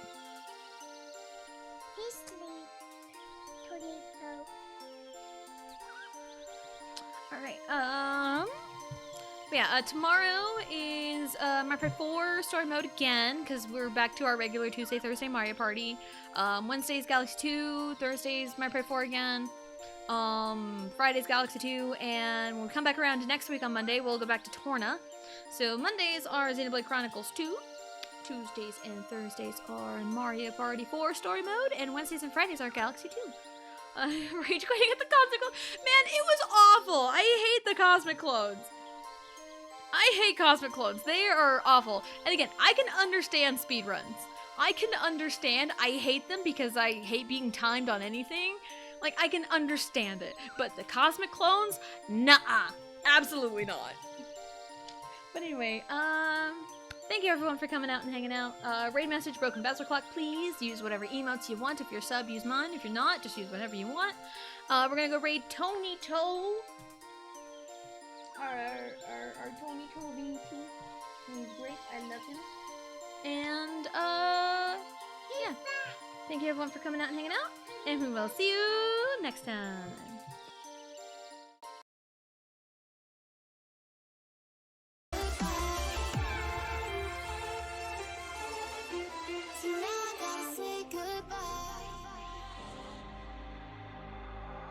I don't wanna risk it all again, but I don't wanna be on my own. It always goes much better in my head, but the feelings end up wasted. So I'm sorry for breaking down when you said you got me. I'm used to being let down, but I'm hoping if I'm falling too fast, then you'll catch me. You'll catch me.